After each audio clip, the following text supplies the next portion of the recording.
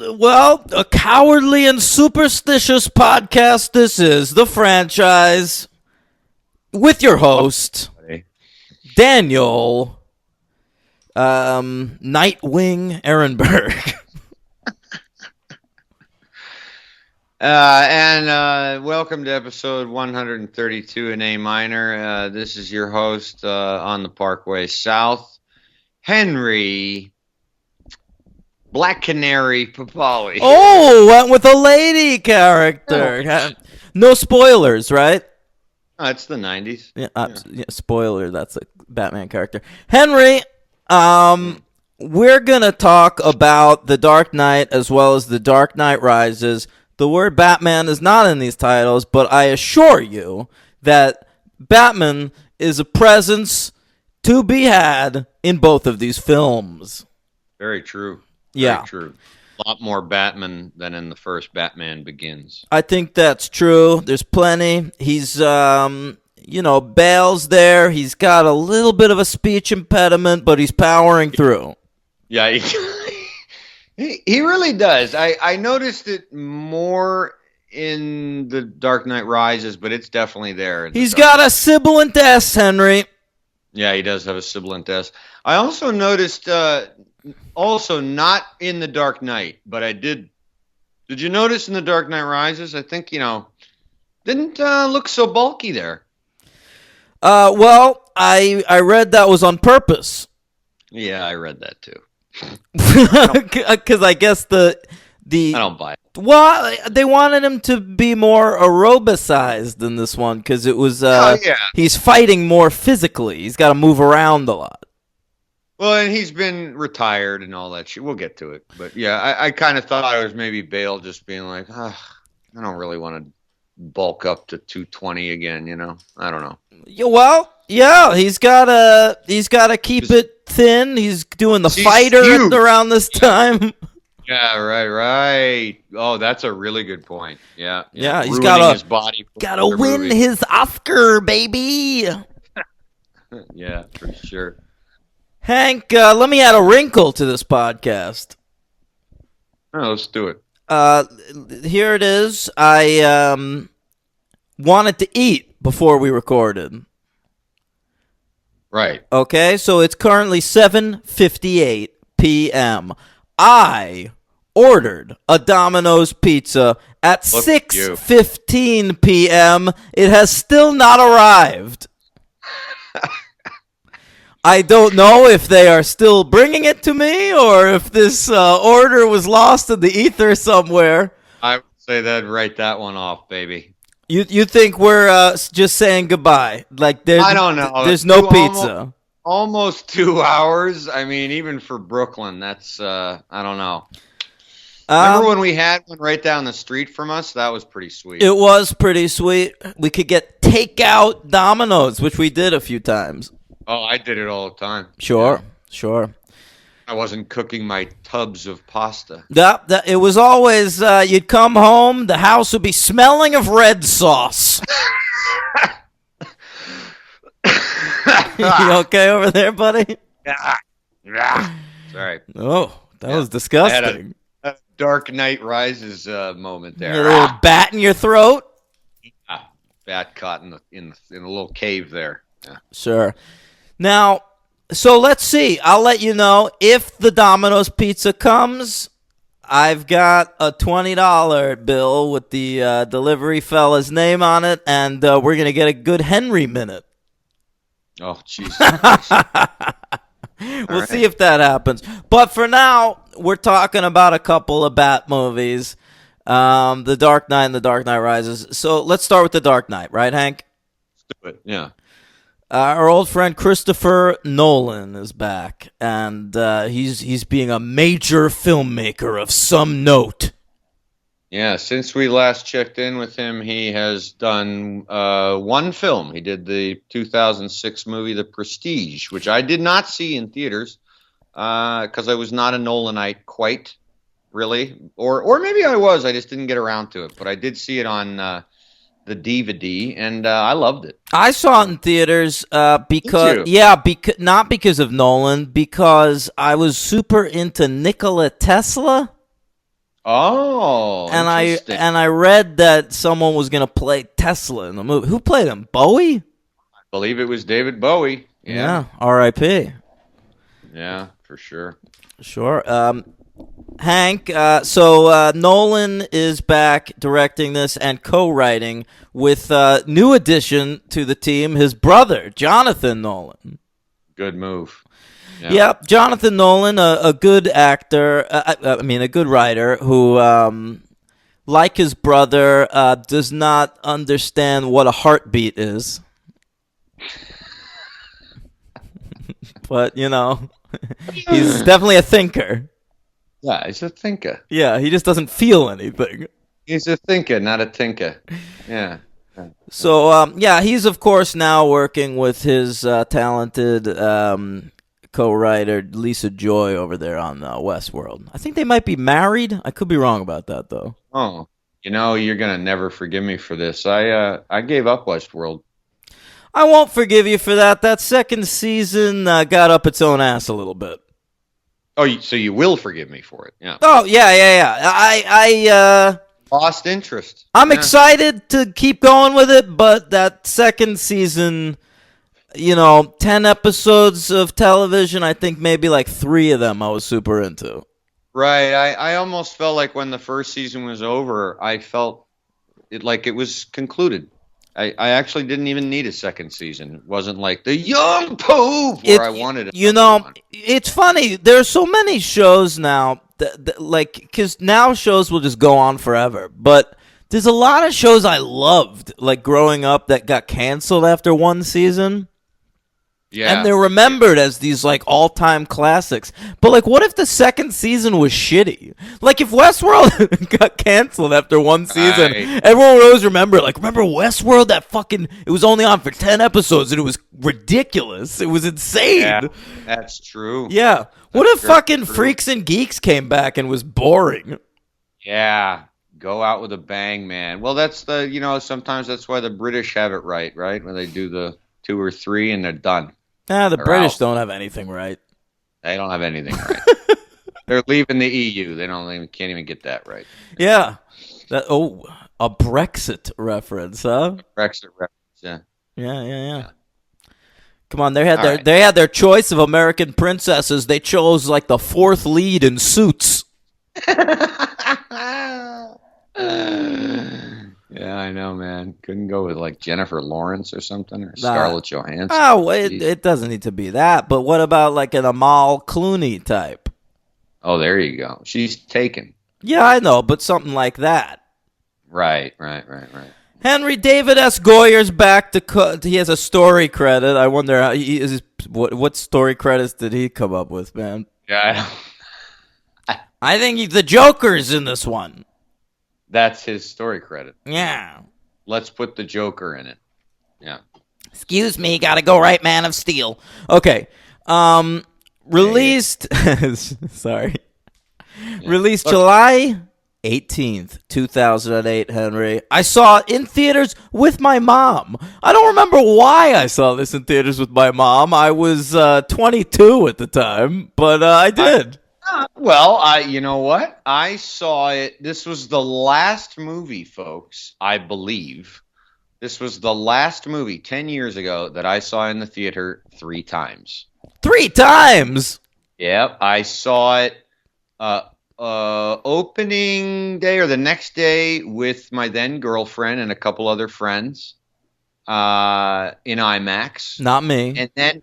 Right, and then if you recall, you might remember this. There was a Grand March show on my 30th birthday. Sure, Splinter Band featuring former guests Jason Anthony Harris and Aaron Farinelli.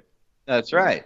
And I said, I'm going to go to that show, but it's my birthday, and I worked, and after work, I went to see The Dark Knight by myself.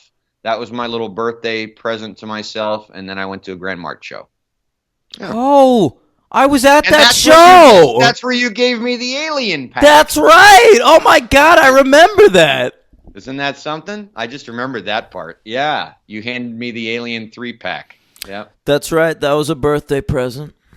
Mm-hmm. Henry did not want the quadrilogy. He specifically wanted the 3-pack.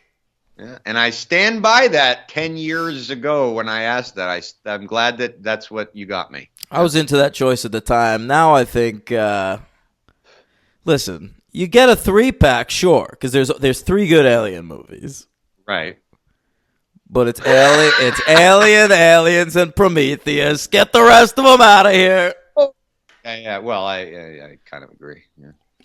Anyway, so I saw this 3 times in the theater. I was just fucking. I gotta say, man, one of those movies, sort of like when I saw 25th Hour, or for me, 25th Hour, or Gangs of New York, or mind was blown, man. Mind was blown. The hype was huge, and it lived up to every minute of that, every part of that hype. I just wasn't disappointed in any way. The hype was huge because of Ledger.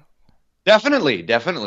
Because, people liked Batman Begins, including myself, but, I wouldn't have been as excited for this movie. Heath Ledger died in January. No, but I have to say, I remember the first trailer, teaser trailer that was released, and it was about a year prior. And that's when my hype began for it. There was, no visual. It was just his voice. And I was just like, oh my God, this is going to be fucking great. So that was a lot of hype, but you're right. When they announced that death, it was just went insane. Ledger, he went out, he banged an Olsen twin, and then he passed away. I like to think the two things were connected. And and then he won an Oscar after he died. But so that was the big deal. There was buzz about this performance. He had died a while back. He was on top of the world because of that Brokeback Mountain performance. And everyone thought he was the hot shit. And he was playing the Joker. Yeah. No, yeah, absolutely. You look at his filmography, it's really not that long. No, and a lot of what he made is terrible. That's what people forget now when they talk about this fucking guy. He made 12 Brian Helgeland movies. Yeah, it's not the greatest filmography. Is that who I'm thinking of? A Knight's Tale guy? Yeah, I think so. Yeah, well, that was Heath Ledger. I think that was Helgeland. Yeah, but Heath Ledger, he was in that, and then Helgeland's next movie that nobody saw except me because I'm an idiot was The Order. There were so many of these big movies that nobody saw. Remember, before it came out, everyone was like, "Oh, the big Oscar movie this year is going to be The Four Feathers." Yeah, fucking nuts. Yeah, that didn't pan out. No, it didn't. You know what I think it was? I think what happened was there were 3 standout performances that were just so phenomenal that they pretty much indelibly put him in the pantheon, and And what were those performances? Well, obviously Brokeback Mountain. Ennis. Right, is that his name? I think so. Yeah, that's good. Jesus, what a memory on that. Well, and that's how good that performance is. That's imprinted on my brain. Yeah, I mean that, and obviously The Dark Knight, and then I have to say, what's the character's name in that movie? In The Dark Knight? Yeah. He's Ennis in Brokeback, but who is he in The Dark Knight? I think he's the Joker. Oh, you mean Jack Napier? Jack Drinker and a fiend. Yeah. I'm not going to do that again because I don't have an impression of Heath Ledger's Joker, nor do I wish to have one. So I do, but you'd have to look at me. It's just me biting my cheeks a lot, biting the insides of my cheeks. Oh, yeah. It's great. But I think Monsters Ball, whether you like the movie or not, Heath Ledger's phenomenal in it. I think you're skipping one. Ooh. What is it? 10 Things, baby.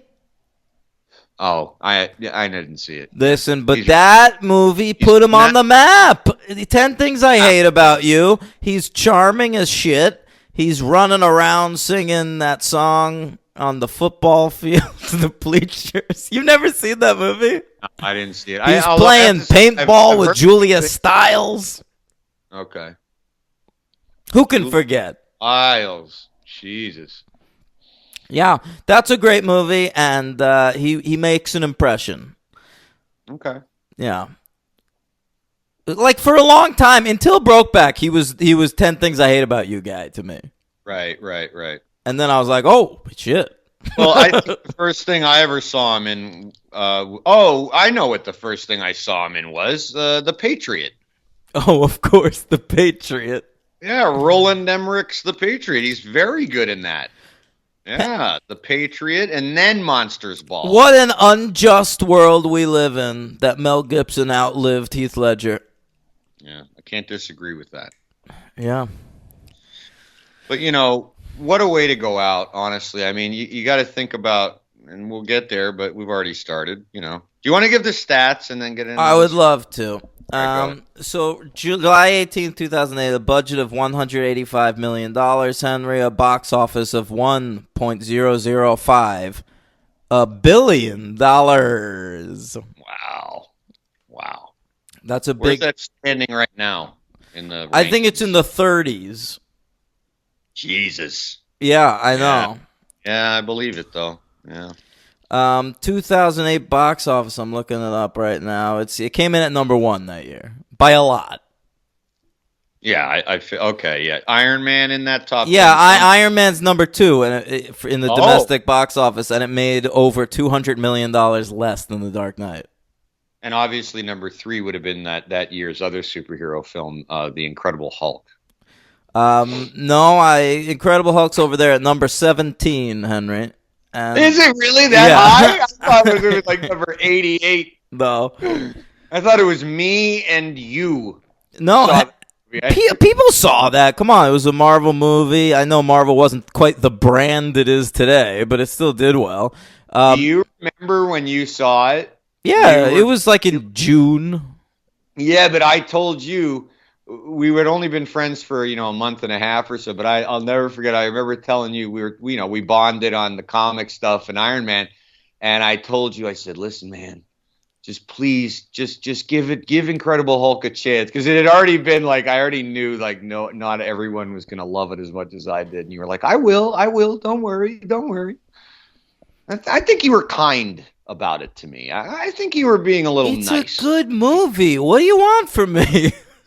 No, but I don't even know if you liked it that much. I liked it fine. Not like I did. So yeah. Nobody likes it like you did. Yeah, I think it was number 3 or 4 on my Marvel rankings, which I still have. Not cheap. No. No, the actual number 3 was Indiana Jones and the Kingdom of the Crystal Skull. So won a lot of awards here, Henry. I've got a lot of awards. Well, we're going to be themeless this week again, folks. I'm in the new year. I'm going to have some new technical stuff going on, so that'll be exciting. Still right in now, process. We're gonna be without themes. Henry, give me a Golden Globe don't theme. worry. Just try to do the one I got that guy to record. Yeah, try to do a cover. Oh, all right. I like that idea. All right. It's the GGs, the Golden Globes. It's the Hollywood Foreign Press, mostly French. It's perfect. Sounds exactly like that guy. I mean, yeah, that guy's not. I got a similar timbre. Yeah. Don't say tambour. Hashtag me too. I knew you were going to say that. Mm-hmm. Transparent coming back. No transparent in sight, though. Heath Ledger won the Golden Globe. There you go. That's okay. it. Yeah. All right. But this movie was nominated for a shit ton of Oscars. Hank. Yeah, and it lost. I know.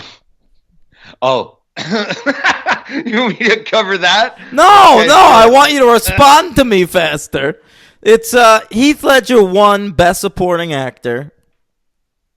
Oh, I responded right away. Yeah, of course. Oh, yeah. Best. Right. Wait, can I guess what else it won? Yeah, go nuts. How many did you say it won?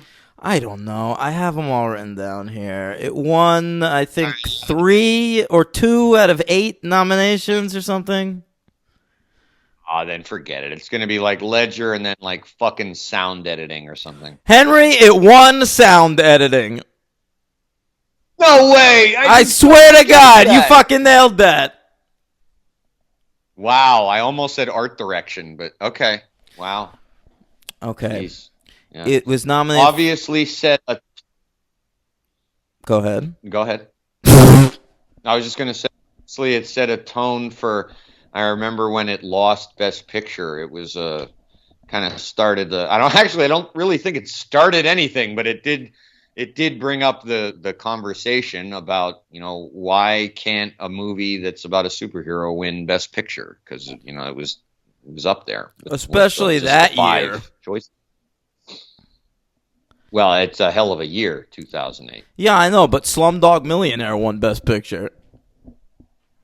Yes, it beat out two. Oh boy, actually, I think it beat out everything. It beat out was better, right? I mean, I hated Slumdog. Yeah, Danny Boyle looks a little like the Joker. Kinda. Yeah. So, Dark Knight was lost. He was nominated for sound mixing, which it lost to Slumdog Millionaire. It was nominated for art direction, and it lost it to Curious Case of Benjamin Button. Fair enough. Wally Pfister was nominated for cinematography. It lost to Slumdog Millionaire. Okay. All right. Jesus. They were nominated for Best Makeup. They lost to Benjamin Button. That's fine. Nominated for Best Editing, Henry lost to Slumdog Millionaire. Oh, come on. Nominated for Best Visual Effects, lost to Benjamin Button. Okay, well, those ones I can't. Look, it's not just because I love Benjamin Button, but those specific categories. Come on, makeup maybe, but I mean, what? Art direction, all that bullshit New Orleans stuff? That's a good point. I didn't think about that. Yeah, it's a gorgeous movie, The Dark Knight. Yeah. Yeah. Henry, right. Nominated for some MTV Movie Awards. Obviously. Sure, some of my favorites. Yeah. Heath Ledger was nominated for Best Villain, Henry. Yeah, and he won. He won the award. Right. The Dark Knight, unlike the Oscars, was nominated for Best Picture. Okay. It lost to Twilight. Oh, yeah. I was mistaken there, Dano. I thought I was mistaken. I thought that The Dark Knight was nominated for Best Picture. It wasn't. Okay, so that was the little beef. It wasn't that it lost the win. It was that it wasn't even nominated. Yeah, people were like, "Hey, just because it's a superhero movie, it's better than some of this bullshit." Right. That's what I thought. Okay, yeah, that makes more sense. Although it's not in my top 10 for the year. That's something else. Did you recently do your top 10? Redid it today. Oh, okay. So mine had not been mine. It was redone for whatever the last movie we did that was 2008. So this is an unadulterated but fresh-ish. I'm not going to be redoing this. It was a very hard list. One of the hardest lists ever. Oh, one of the hardest lists ever. I have 23 honorable mentions. I have a lot, actually, too. It is a difficult list. It's sick. Yeah. Yeah. I'm not done with the MTV Movie Awards. So sorry. We need a theme for the MTV Movie Awards, please.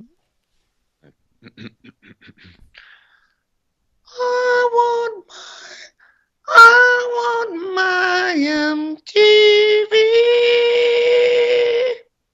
I like that very much. Pulled that out. Henry, you're a creative genius. Thanks, man. Yeah. Thanks. When stress will do that to me, all of a sudden I'm coming out with all kinds of. It's true. Had a hard day. Yeah. Nominated for Best Fight, Henry. Well, there's quite a few. Well, so. I don't know which one they're talking about. Yeah, I don't either. I mean, okay. Yeah. But I'm sorry, they lost to Robert Pattinson and Cam Gigandet from Twilight. Obviously, that's the one that I was thinking of. Sure, what a fight that was. It's great. Robert Pattinson and an actor no one's ever heard of from a movie I've seen, and I don't remember that fight. That's great that you've seen that. Yeah. And Henry, Christian Bale was nominated for Best Actor. Oh, all right. And I'm sorry to say he lost to Zac Efron for High School Musical 3, senior year. oh my lord. The, Okay. the MTV Movie Awards, man, they got worse every year. You know, you got to give him this though. They take chances. Listen, they like what they like. We eat what we like at the MTV Movie Awards.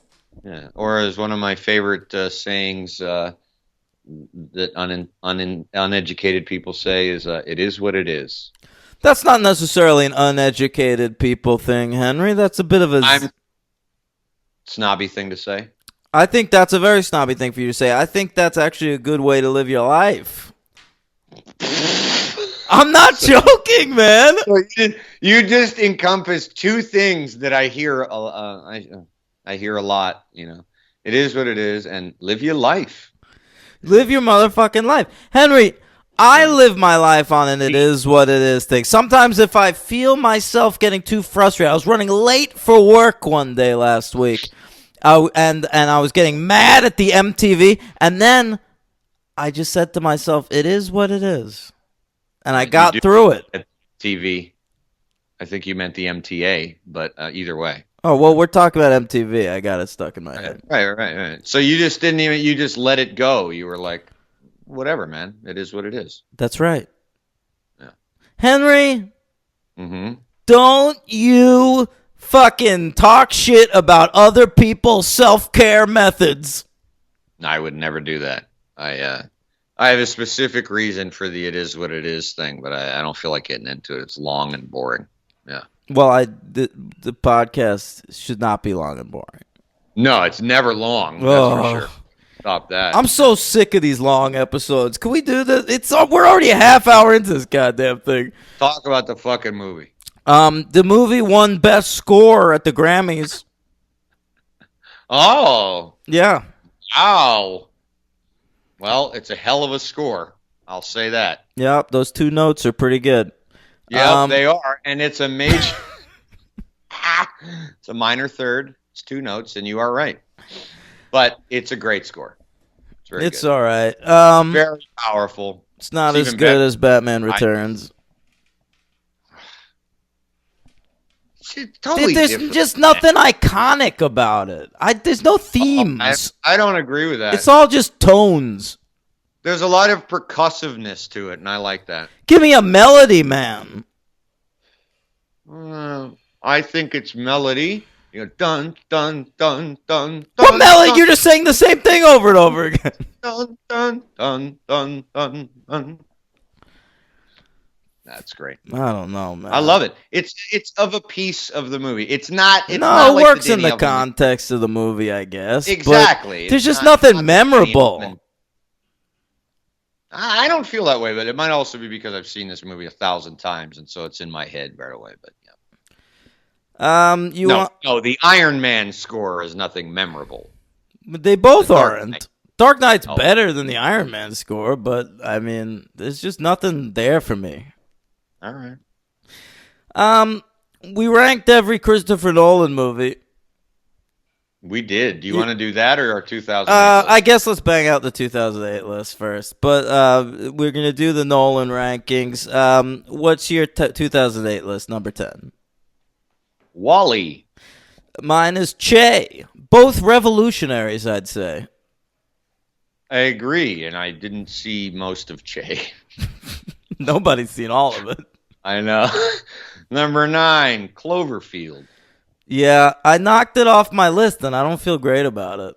But I can understand why. I'm looking at 5 other movies that could easily be on this list. What a year it is. My number 9 is Rachel Getting Married, featuring Catwoman. We're about to get there. That's right. I knocked it off my list. But yeah. Number 8, Tropic Thunder. Nowhere near my list. I good movie, but nowhere near my list. It was a new addition. I wanted to throw a comedy on there. It's a heavy year. A new addition, huh? Real Bobby Brown situation? Yeah. Everybody's humping around. Is Bobby Brown a new addition? Second. I think so. Yeah. We're doing great. I mean, I said humping around, so I got my Bobby Brown reference. Boy, I watched that Whitney Houston documentary this week. Ooh. That guy was a garbage piece of shit. Oh yeah. Lovely man. Worth watching, by the way. My number 8 is, did you say yours? Yeah, Tropic Thunder. Right, mine is Let the Right One In. Okay. My number 7 is a little movie called The Visitor. Yeah, that is a little movie. It's good, though. My number 7 is Doubt.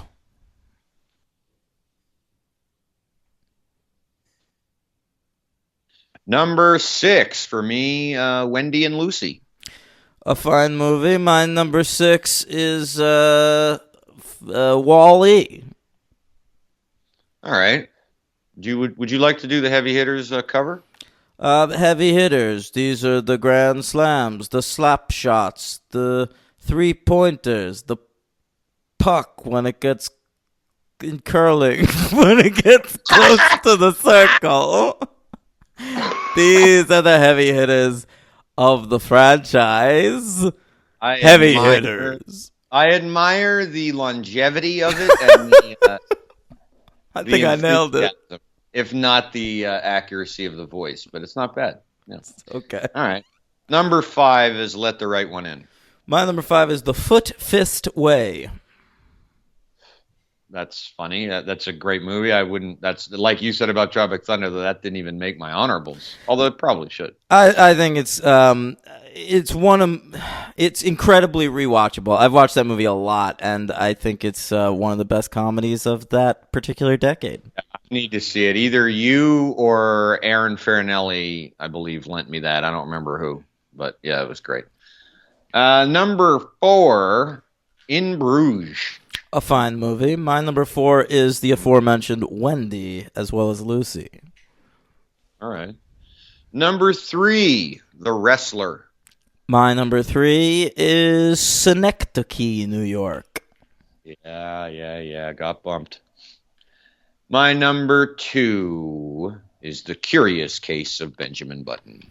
My number 2 is Milk. Got bumped. It does a body good. Milk? No, I don't. Number 1 movie of 2008 is The Dark Knight. Yeah, I told you, but made months before we did this. I'm sticking with it.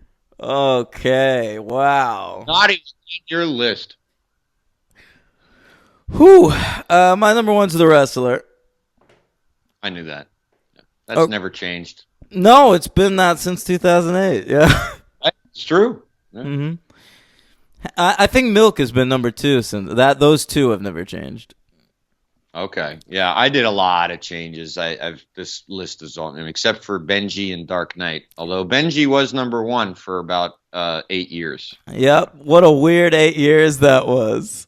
I hope it moves back a slot every 8 years until you're dead. It'll be like number 7 or something. Right. Well, when I'm dead, it'll probably be number 4. Right. Exactly. Right. Yeah. Right. God willing. God. I'm coming, Elizabeth. I'm just gonna speak in cliches tonight. It is it. what it is, Henry. God willing. Live your life. Bless your heart. Yeah. The Southern fuck you. All right. Nolan ranks. All right, listen. Christopher Nolan, he's a major filmmaker today. Considered one of the most important in the world. Agreed. He makes movies on a very high level with huge budgets, but they're all very personal to him, and they make a lot of money. He's one of the few directors that is like a box office draw, I think. Yeah, I think you're right. You know, and he, while I am not as big on him as I am in my favorite living director of the newer, I can't get this straight anymore. Last time I called this director newer generation, you gave me shit because you were right. You were like, well, what about Ryan Coogler? That's newer generation. What would you call David Fincher? He's he's been making movies since 1990. Like he's not new generation. He was like the wunderkind back in like the late 90s, but no more. I know, but just when I say that he's my favorite living director, I mean it's kind of like, well, Martin Scorsese's my favorite living director. I mean, I don't know, but anyway, I don't feel about Nolan the way I feel about Fincher, but I think they do have one thing in common where they do at this point. And for quite a while now, I think you might agree, they pretty much do whatever the fuck they want, right? They have the clout to be like, I'm doing this project right now. And big time. Yeah. They are not told what to do. No, as long as their shit keeps making money, they'll like get to do what they want. That's very true. And I'd say Nolan has outpaced Fincher by quite a bit in the money-making department, I would think. Nolan, yeah. Well, he made 3 Batman movies, of course. Good point. But Fincher, Dragon Tattoo was a big hit, and Social Net was a big hit, and Gone Girl was a big hit. Right, that's true. Yeah. All right, let's do this. Okay, there are 10 Christopher Nolan movies. We've both seen all of them. Very rare on this show. What's the 10th best Christopher Nolan movie? I believe we both have the same one. Yeah, it's Memento. That movie sucks. Yep. It does. It's awful.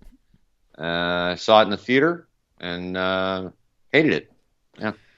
Yeah, it's a piece of shit. Guy Pearce, he's got that weird blonde hair in it. He's all tattooed up. He's running around. It sucks. That is all style. No substance. No sub.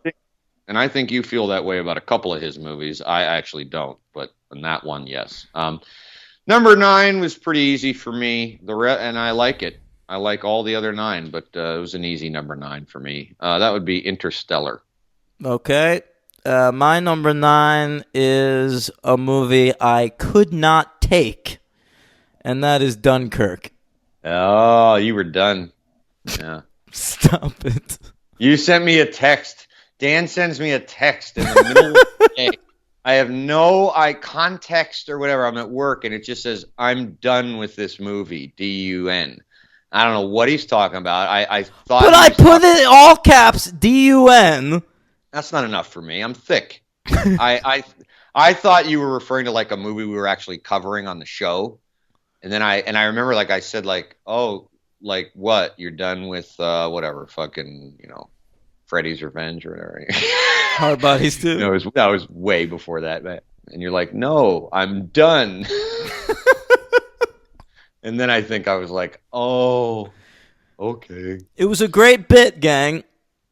Yeah, that's what we're here for. And I just realized Nolan has 3 out of 10 movies that begin with in.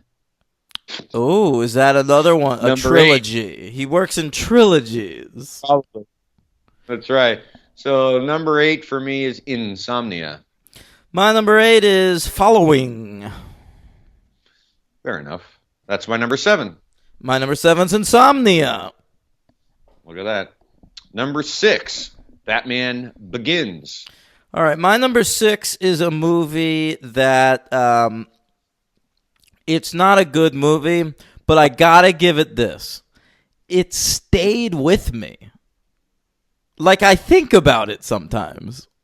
Is this going to be The Prestige? No, this is Interstellar. Really? Yeah. I still think about moments from Interstellar, and you gotta give it that. Yeah, there's some powerful stuff in that movie. I mean, it doesn't hold together cohesively as a massive opus, but there's some great things in there. Yeah, there's some images and stuff that are haunting. I agree. That's the word. Yeah. All right, number 5. Number 5 is The Prestige. My number 5 is Incep. Ooh, all right, Inception.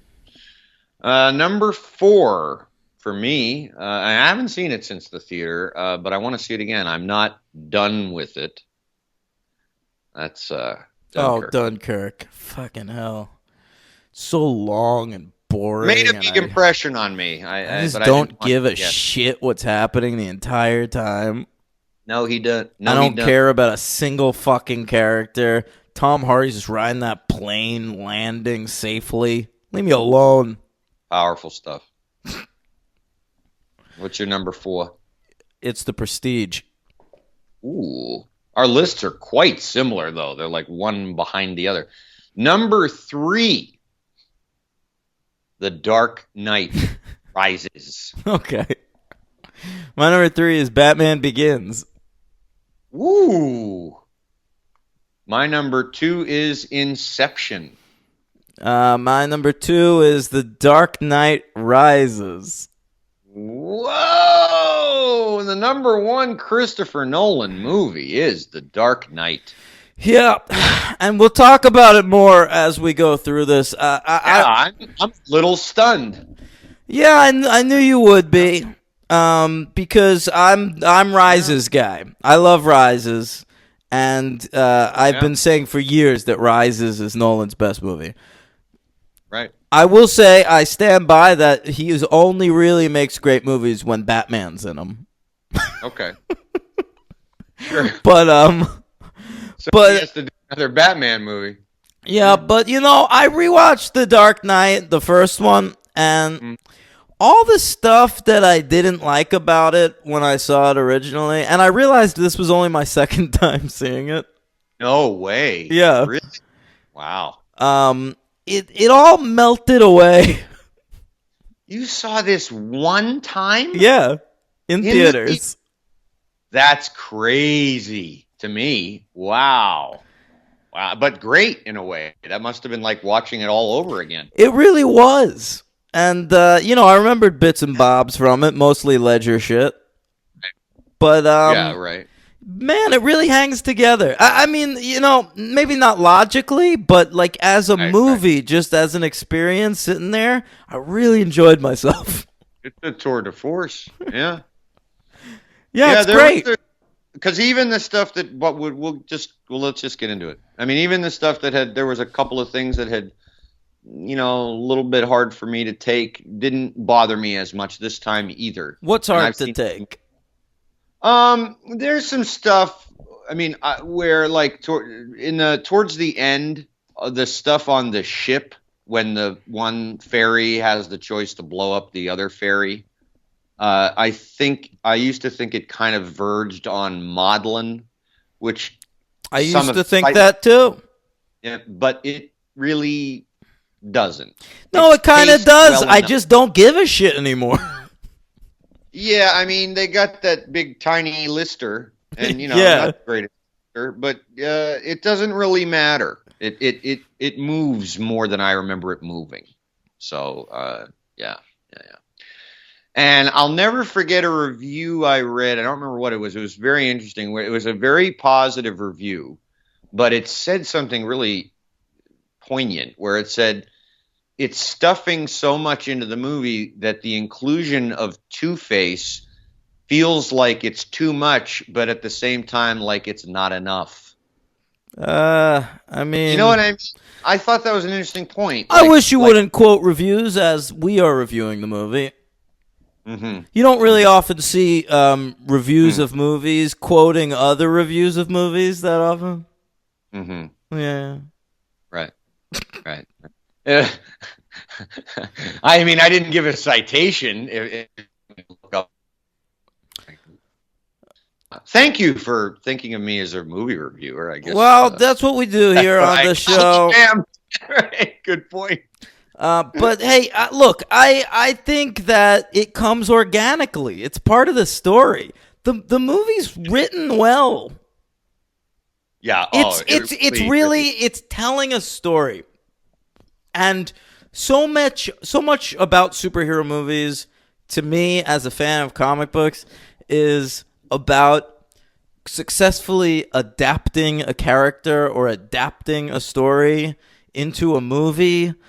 But it's like what we were talking about with, like, the sisters when we did Harry Potter, where it's just like no matter what they do with these books, like they're just going to be like footnotes to the books. Yes. And that's how I feel about most superhero movies. And to me, this movie, The Dark Knight, is a great original Batman story. That's all it is. Yeah, you're absolutely right. You're right. You're not really ever under the impression that there's it's an adaptation of, obviously they and even when they say they got ideas from The Killing Joke, and it's really sort of, I think they say that shit almost to appease the fan of the comic.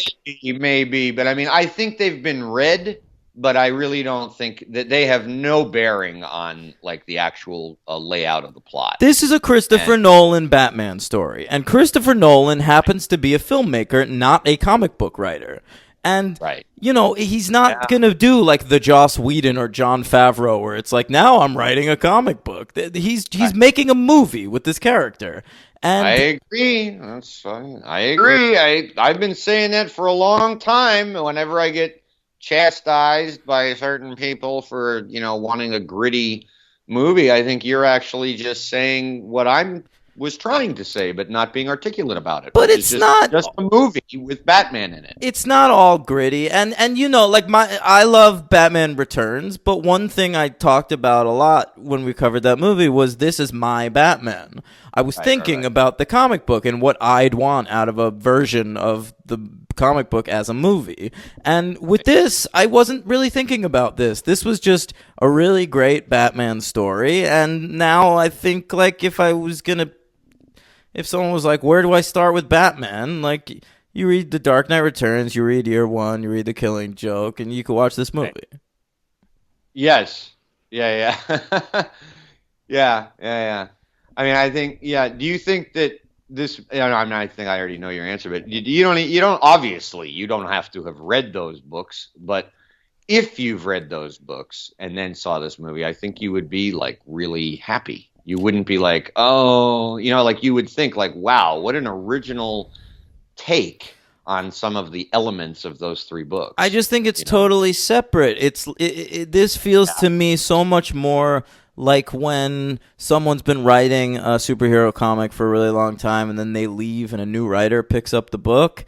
It's like you take a second to adjust, but then you like settle into that writer's rhythms. And to me, this just feels like a new artist doing a take on Batman. Whereas Batman Begins felt like someone making a movie out of this comic book character. This movie feels more like a legitimate Batman story.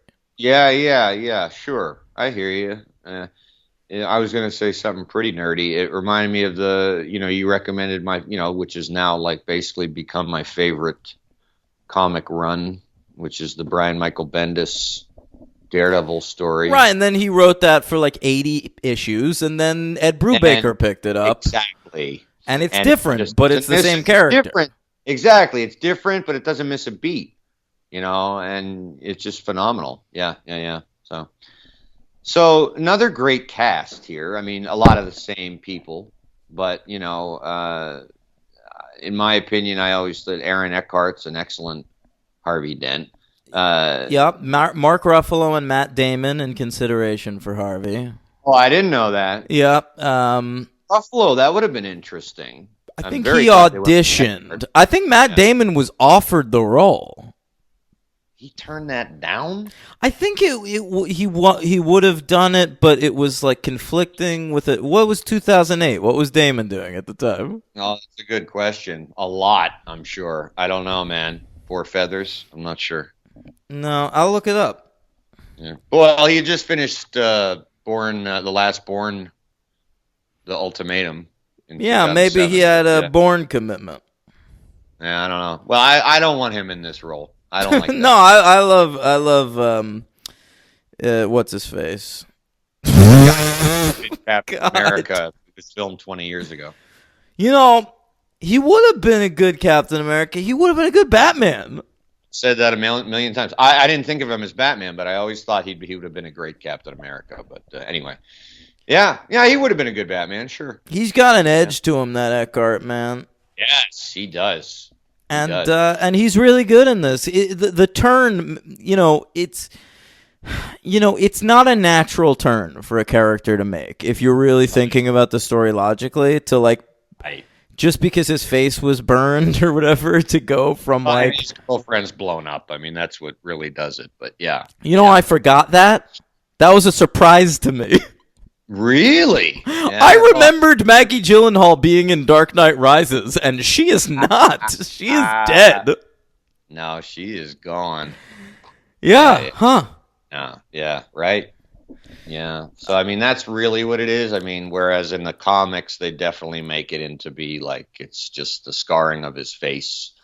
But still, he goes from basically like Barack Obama in 2008 to like this scary demon guy. And, right. It doesn't totally make sense, but Eckhart sells it because he's got a little bit of edge when he's the golden boy, and he's able to maintain a little bit of that golden boy when he's Two-Face. It's true. And the special effect is fucking great on his fucking face. Really he looks so good.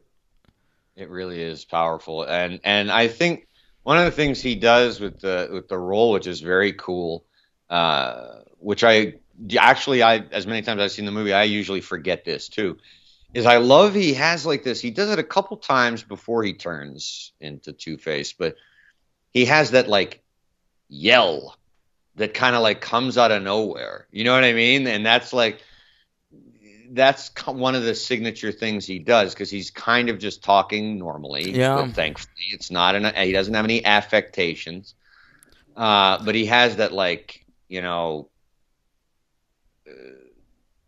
Well, you know what I'm talking about? I do, and it's why he was able to succeed in local elections, whereas he would never succeed in a presidential election. He would have gotten Howard Deaned.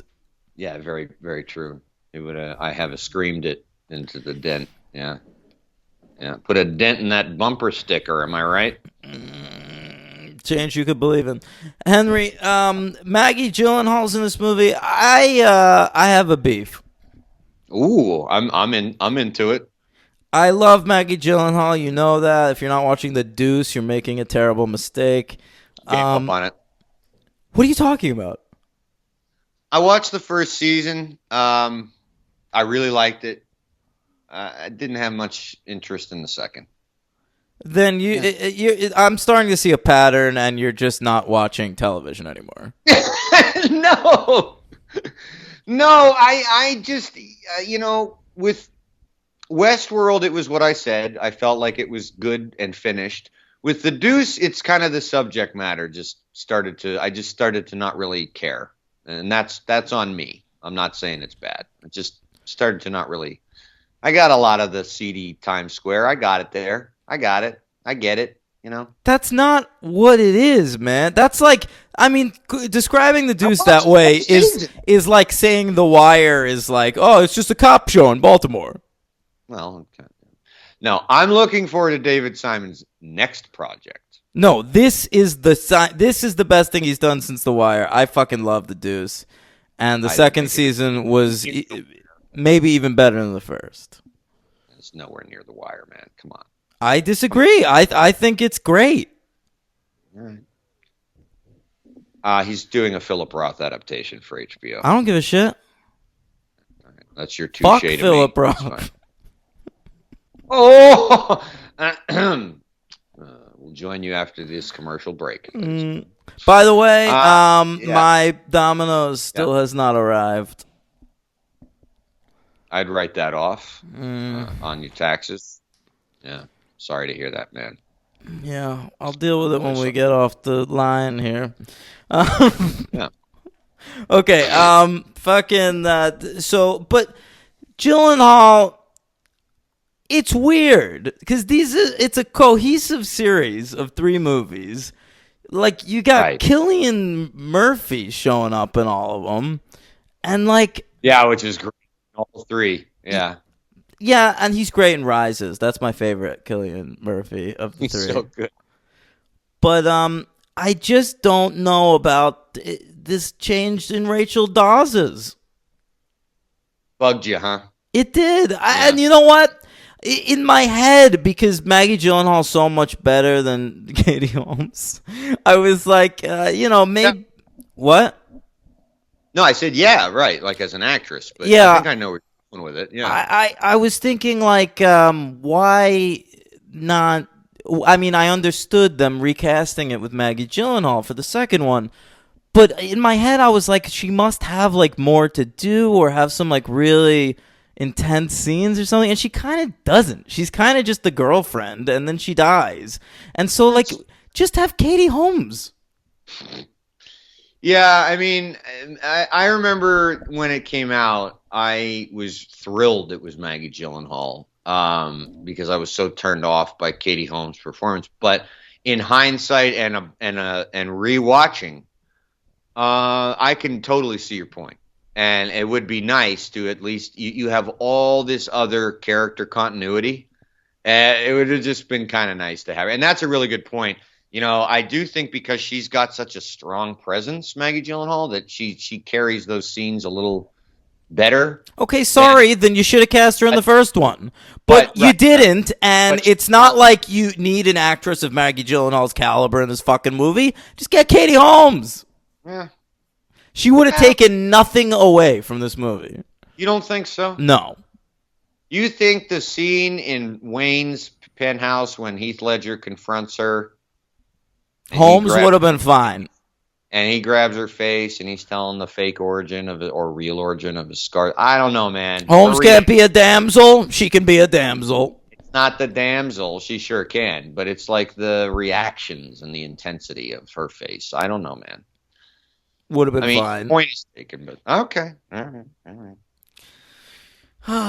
Here's my big problem with the movie. Mm. Twice, different characters say they're going to keep something close to the chest. They do. That's right. It is what it is. Yeah. It's close to the vest.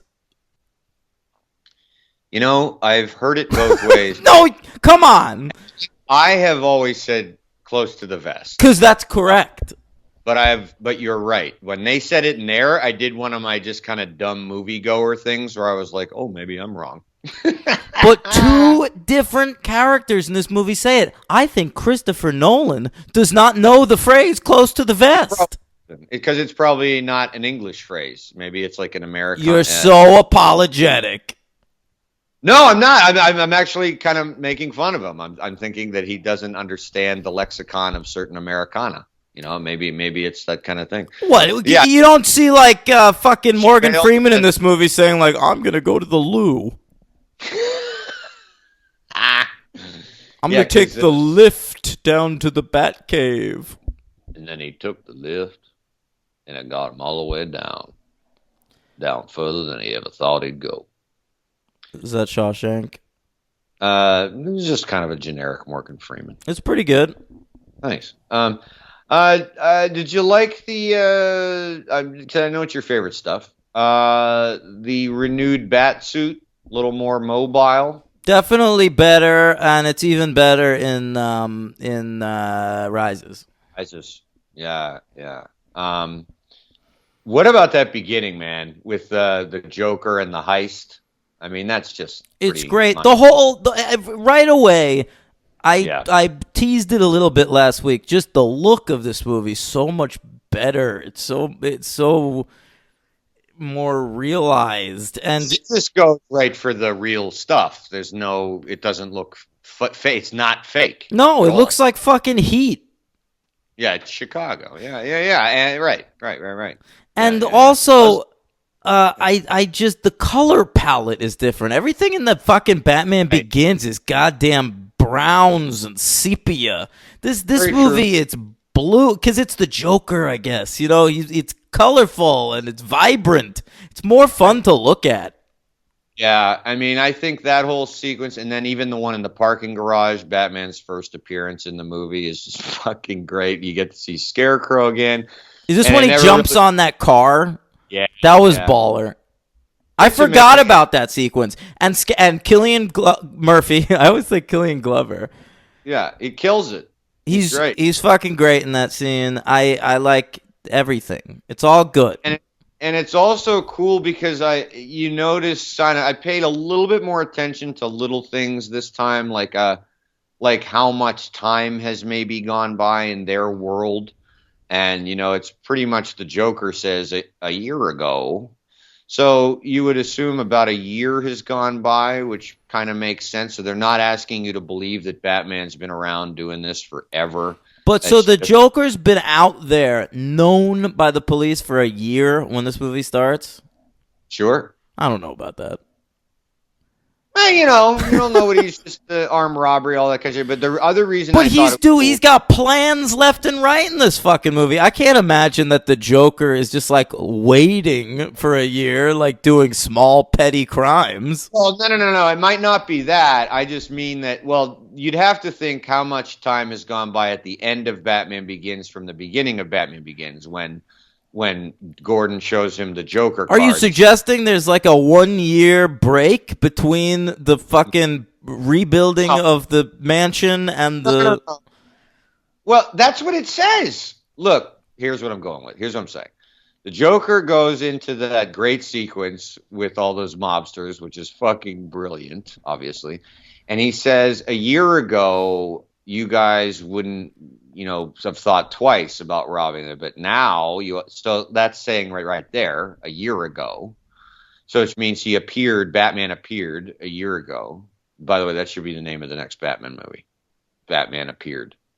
Well, there's Batman Starts, and Batman. the second one's Joker. Joker Begins, and the third What I like one. about what I was to about 9 minutes ago was that the Scarecrow. I like that if that is the case, then because you remember Batman Begins, Killian Murphy, he escapes. He does not get captured, and so he's been on the loose all this time. Right, so that scene with the Scarecrow in this one is like tying up loose ends. So that also leads me to believe that Scarecrow's probably been on the loose for quite a long time. But it never occurred to me. I just never thought about it because I don't think you're really supposed to that much. But I just thought like, oh yeah, he got out again, like the old breaking out art. But he's just been out there, man. Now he's Well, like dealing hallucinogenics and shit. I definitely buy that. I don't think this is a guy who's ever been to Arkham or what have you. I agree Yeah. Anyway, because they caught. Yeah, Ledger delivers a really brilliant lived-in performance. He actually makes you think like this guy is a guy who could be the Joker 24 hours a day, and it's a really beautiful thing. His delivery is so unpredictable that I feel like anytime he's on screen, the second he starts talking, because I've only seen the movie once, I'm like listening a little harder. Even though I'm watching the movie, I'm like paying a little more attention. I want to hear every word this guy has to say. He really, I mean, we say there are actors that hold the screen, but this guy fucking runs the screen. yeah. No. You're that. That's. I mean, that's 100% right. There's no question. And he takes his time. I love how slow he is sometimes. Yeah, he kind of moves slowly. Yeah, and with his lines, and then you're right. I mean, this is one of those like Bill the Butcher sequences, or movies where there's this guy holding the screen where it's just insane. I mean, I can't really. I mean, if you could think of another performance, and that's for our listeners, I would love to hear like name your favorite performances, and I don't mean like long, like Al Pacino and The Godfathers. I'm talking more like things where like when the person is on screen, it's just every second is electrifying. Yeah, Right? I mean, Day just Lewis and There Will Be Blood. Fucking Brando and Streetcar. Fucking What else And you as got? as much as Day Lewis in There Will Be Blood, I would almost cite Bill the Butcher more because of the character when his appear. Danny Day Lewis is in every single sequence of There Will Be Blood. Yeah, So I that's mean, why that movie's so good. yeah, no, I know, but I just mean like in Gangs of New York, it's like the movie fucking stops whenever he's in a scene, and you can just like watching him. I did have one in my head. Oh, Hannibal Lecter in Silence of the Lambs, Yeah, I guess that's true. just holding it. Yeah, Yeah. yeah, yeah. All right. Uh, What else you got? oh man, oh Jesus Christ. Well, I mean, I think that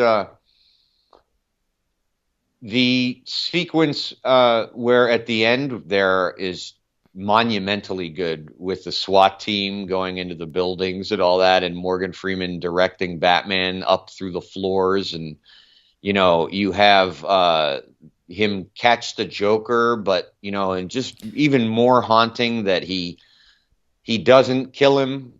Obviously, he captures him, and then Heath Ledger's last sequence is kind of like that weird shot, right, where he's like hanging upside down, but the camera turns right side up. Mm-hmm. Very strange and very effective. There's a lot of stuff. Him getting taken in earlier and being put in, talking to Gordon when he's like in captivity, and Oh, the captivity sequence, you mean like the interrogation scene? there's so much though. Like so many shots, like the scene where he's just like, he's got his head out of the side of the police car like he's a fucking dog. Beautiful. It's beautiful. I Yeah. love that shit. And I mean, what is there to say about this performance that hasn't been said at this I know. I knew you were going to say that. Keeping with the cliches. But you could say a lot. The makeup is so good looking. The fucking yeah. I mean, he's great. The scene where he's out of makeup really works too. That's like extra fucking creepy. See him for like a second. Yeah, Not long, but it's a great shot. It really is a great shot. And I just love also just in terms of the rest of the movie, I really think, that final thing where Batman, pretty much accidentally, not, he doesn't mean to kill Two-Face, but he knocks him to his death by saving Gordon's kid. And then, as he's stumbling away and the police are running after him and Gary Oldman's narrating, I mean, it is just, that shit is some powerful stuff. Yeah. Oh, It is yeah. some top movie And it making. really also it has something to say. Yes. The actual movie has the themes. Bringing having Batman lie for the betterment of the city is an interesting thing that I hadn't seen done before. Yeah, it's very powerful. It's like the most selfless thing a person could ever do. And it ties in to brilliantly, like you had said much earlier in the show, with the writing. Whereas they're tying in these plot lines with things that are recalled, like from when Harvey Dent has the accidental double date with Bruce Wayne, and he basically says you either live long enough to be a hero or die, or live long enough to be a villain, something like that. You know what I'm talking about? Yeah, you either die a hero or live long enough to see yourself become a villain, right? Right. And so that's what happens to Batman. And it's just a tour de force. And Morgan Freeman is better served in this movie, I thought. I agree. Yeah. I agree. I think in certain ways many are, even though Gordon, I want to give him props for the first one. I think he still gets the MVP for that first one, but he's really, really great in this. And Alfred is still great. And everybody's, they're pulling their A game. Real top-notch movie, man. Yep. 5 stars. Did you convince me? Jesus. If I can't, I don't know how. I mean, I could go on and on. No, I'm gonna give it 4. Oh, woo! It's too long. It It is not. is. I don't think so, and I would say it. I don't think it is. Its length is fine. It's shorter than The Dark Knight Rises. Dark Knight Rises is way too long. That's the thing I forgot about Dark Knight Rises. Dark Knight Rises is 45 minutes too long. But the Dark Knight, I just think it's a really, really strong movie, one of the best superhero movies ever made. But I can, in good conscience, give it a 5. It's just it's too messy. It's too. But I thought you said the messiness was all tied together. The look of it, the messy. It is. It does tie together. I don't know, man. I just. When I was watching it, I watched it in 2 installments. I had to. Mhm. Yeah. I did that with Rises. Dark Knight, I made it, but yeah. I don't know. It's ridiculous. It takes itself so seriously. It's a Batman movie. Dude, but you're contradicting Henry, the I'm getting a phone call here. It might be my Domino's. Okay. All right, we're gonna do this on the phone. Okay. We're gonna listen to this, folks. Okay. Hello. Yes, Domino's outside. Oh, okay. I'll be right there. Okay, coming. All right. All right. Henry, this Yeah. is 3 hours, almost 3 hours from when I ordered it. Hope it's free. You gonna push for the free? No. Let's see what happens. I'm going to run down now. You talk about Batman. All right.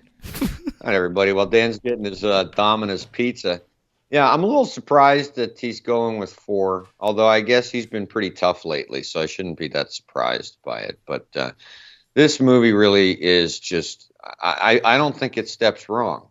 I don't see any argument with it. You know, I could see maybe some people thinking that perhaps it's clunky, but for me, it just really isn't. And I do want to talk about the score because this was a collaboration between James Newton Howard and Hans Zimmer again. But it's really Hans Zimmer's baby here, I think, unlike the first one where James Newton Howard was kind of solely responsible for some of the more melodic tunes that were going on, and Hans Zimmer's handling like the percussive side. But I really think this is Hans Zimmer's thing. There's some really cool special features about the music on the Blu-ray if you want to check them out. They talk about how he got some of those weird sounds, especially for the Joker's theme song and all that, if you want to call it a theme song. Yeah. I like when Dan leaves me alone on air live. It's always entertaining. I want to put out a special thank you, I believe, to Madison Apitz and Danimal Control for our superhero counts today. We'll get to that in a little bit. I've been very, very busy and a lot going on in life right now. So I haven't been able to do that kind of stuff in the last couple of weeks, but I appreciate that. A big shout out to Madison and Danimal Control. And if you haven't skipped ahead by 30 seconds, I'm sure that you will be very soon. It is Lionel Osborne. It is 3:21 in the AM. I'm your host. I'm back.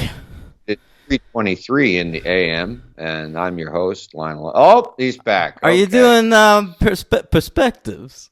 Yeah, well, I ran out of today, so just I was starting to feel like Lionel Osborne. Oh, Did you get the free pizza? no.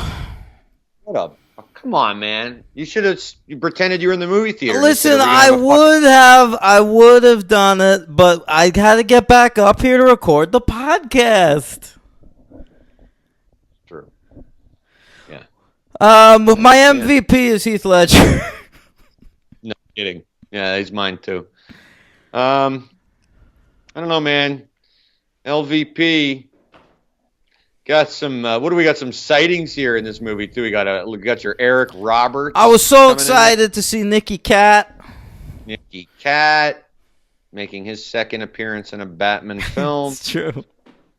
And Who else is in this movie? There's another one. Yeah. There's another. Oh, in the beginning, right? Don't we get the bank manager, that famous character actor.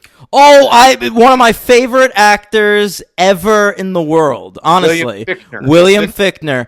I right. love William Fichtner so much, and I was so Yeah. fucking pumped to see him in this movie, and Yeah. he dies like right away. No, he doesn't. Yeah, he gets shot.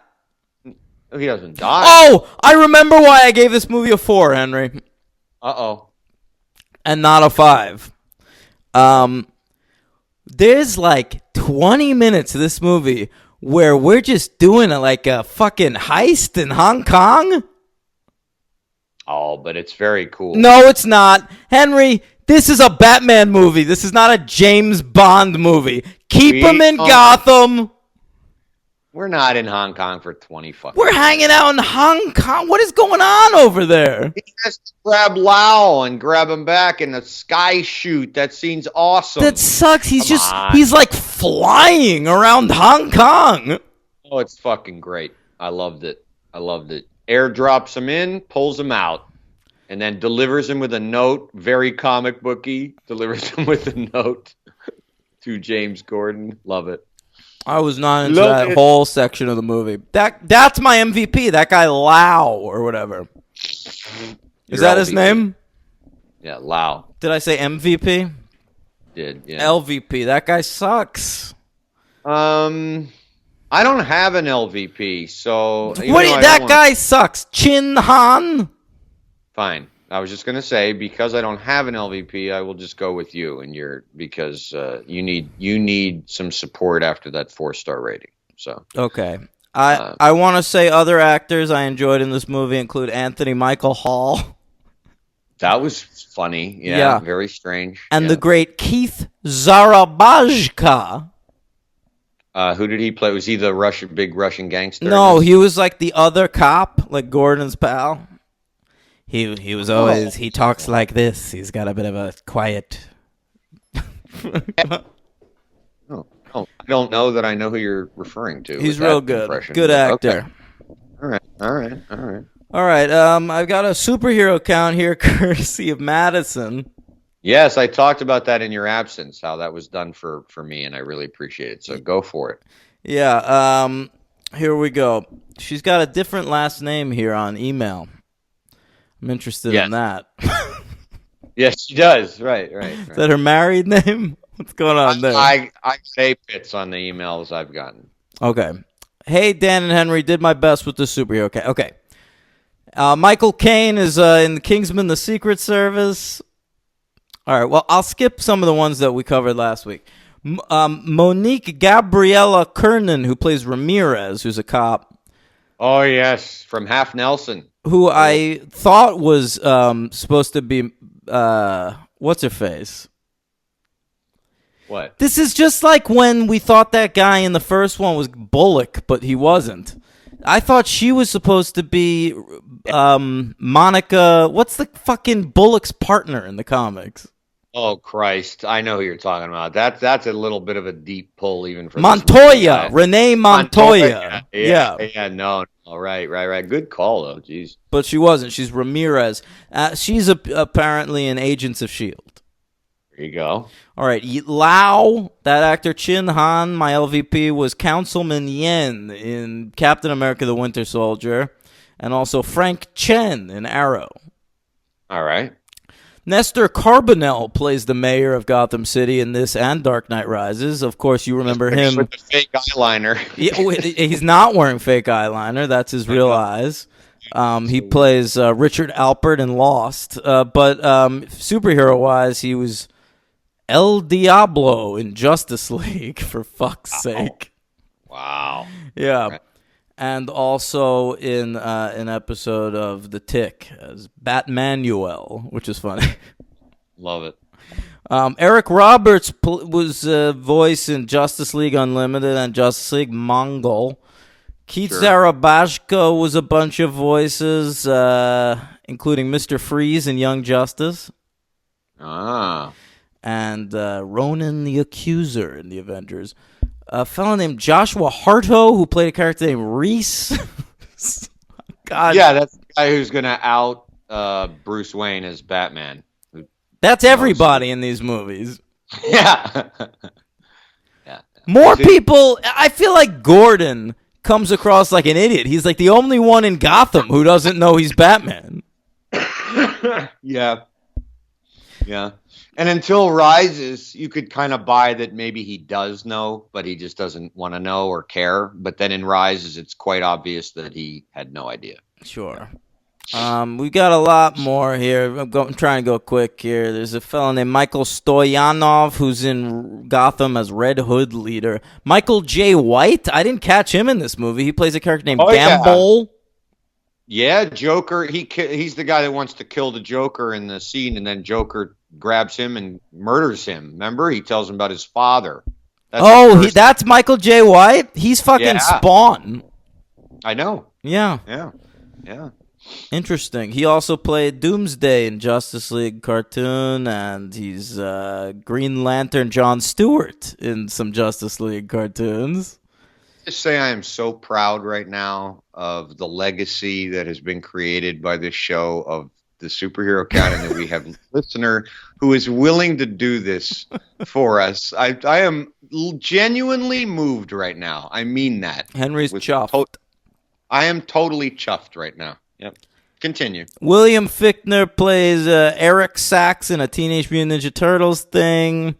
And then we're into like extras here. I don't know how much of these I should do. K. Todd Freeman, I didn't know was in this movie. He's Mr. Trick in Buffy the Vampire Slayer, but he apparently was Dr. Baxter Stockman in Ninja Turtles. Okay. There's Tommy Lister, Tiny Lister, who was on the he's in the Meteor Man. Of course. Mm-hmm. And all right, that's enough. But thank you so much, Madison. It's not as easy as it sounds. It's a lot of work. Above and beyond. Above and beyond. Making all you other motherfuckers look like a bunch of chuds. Ooh. I believe she did Rises for us too, She right? She did. All right, so let's talk the about Dark it. Knight. Yeah. Now you want to have a minute because I need to go to the bathroom. I'd love to. Go for it. The Dark Knight Rises. All right, now that Henry's gone, I mean, who am I talking to here? You guys know that I'm the guy on this podcast, right? You know that shit. This podcast wouldn't function without the D Train. Dark Knight Rises was directed by Chris. I'm still here. I didn't leave.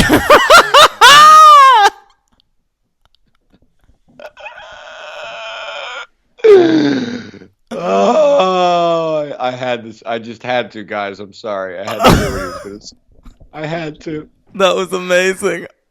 And you didn't disappoint. Oh my God, let's get through this movie fast. I see this pizza staring at me. Henry, before we move on, I have to break some bad news for you.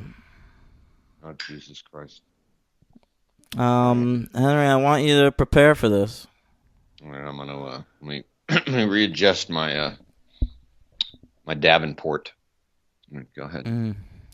Henry, you know that guy from The Dark Knight who played the Joker?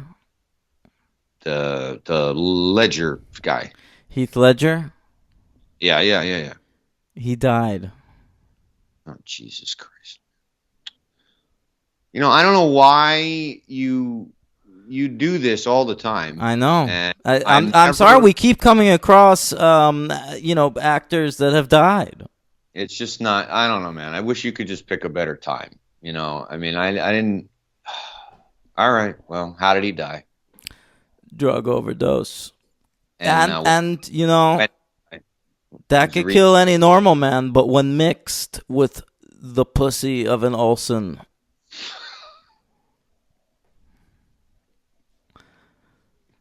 It's extra potent. I'm a simple guy. I like knives and gunpowder. Olsen pussy.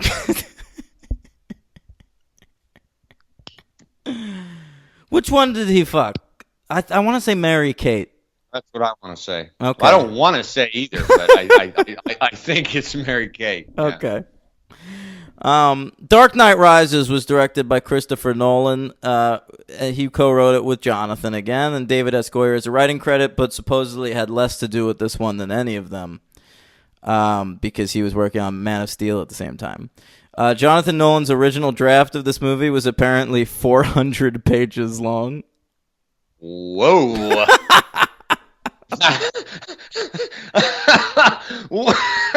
Can you put that in some context, maybe for me and some of our listeners who maybe don't read screenplays that much? I mean, I've read quite a few in my time, but all right, put that in context for like a 400-page novel. Well, forget that. The design for screenplays is 1 page is supposed to equal 1 minute. So your average screenplay is between 100 and 120 pages. Sure. So this Wow. screenplay was 400. And then that's 6 times 7 is 42. So it's about 7 hours of a movie. Yeah, it's long. Yeah, a little under. Once 7 upon a time in Gotham. Right. Wow. So, Although it was Goyer's idea to get Bane in there, I do know that because I watched the Blu-ray special features, which are great, and well, the studio lobbied for the Riddler. right, of course. They, he had just done Inception for Warner Brothers. And so Warner Brothers went to Nolan and they gave him a little suggestion. They said, how about Leonardo DiCaprio as the Riddler? Leonardo DiCaprio as the Riddler? Boy, I missed that little factoid. Yeah. Jesus. Okay. That would have been terrible. Yeah, it really would have for everybody involved. He would have been only the second most measured shitty actor in this movie. I don't think I like where that's going. We'll talk about my very clear MVP coming up. Wait, of course. Well, I'm not going to say it. Of course. I'm sorry. Yeah. Nominated for it released July 20th, 2012. I saw it that weekend. Budget, Henry. So The Dark Knight cost $185 million to make and then made over $1 billion. So at this point, after Inception and Dark Knight, Nolan can literally do whatever he wants. So they gave him a budget of $300 million. Woo! Yeah. And made $1.085 billion, even more than The Dark Knight. Yeah, that's a big budget. Mm-hmm. I mean, what was like Avengers Infinity War's budget? Like around there. Okay, so it was around there. So that's a really big budget. I remember when Titanic that. came out. Titanic cost $200 million to make, and at the time was by far the biggest budget of all time. And everyone was freaking out about it. Now movies just cost $300 million, and it's like, who gives a shit? It's a fucking Avengers movie. It's going to make $1 billion. Yeah, well, it's kind of true. Yeah, wow. It's just interesting because the Avengers. Sure, you see all the effects, but I guess Nolan puts a lot also into just locations and set design, and he wants that money. He puts it to use. I mean, it doesn't look like a wasted. $300 million is on the screen. They're running around New York City with like 900 extras in like a street war. Actually, one of the things about this movie is where a lot of it was filmed too. It was Newark, New York, L.A., and a lot Pittsburgh. of the last. That's right. A lot of the last 45 minutes to an hour, and a lot through the whole movie is Pittsburgh, where I lived for 13 years, and I recognized almost every single spot. Henry, did you watch The Chair? No. That was What's this. that? It was this sort of Project Greenlight-ish a reality show a few years ago where they were making two movies at the same time with the same script but different directors. And I remember this. They're making Okay. it in Pittsburgh, and this is what that reminded me of. Because some of the exterior shots of Pittsburgh, they were like in that movie. There were all these talking heads, like, what people don't understand is that Pittsburgh is this beautiful, vibrant city, and Zachary shit. Quinto was one of the producers of that Of show, course. and there were just like 1,000 fucking talking heads of Zachary Quinto talking That's about how amazing Pittsburgh is. Okay, one, it isn't. And two, I went to high school with him. In case anyone remembers that from like over 2 years ago, I think I brought that up. For some reason, he came up on our show. Yeah, he was in my class. Yep. That's crazy. Yeah. One of you is doing pretty Pittsburgh well. What's that? I said one of you is doing pretty well. I am doing pretty well, actually. You're Yeah, right. yeah. My career, Yeah.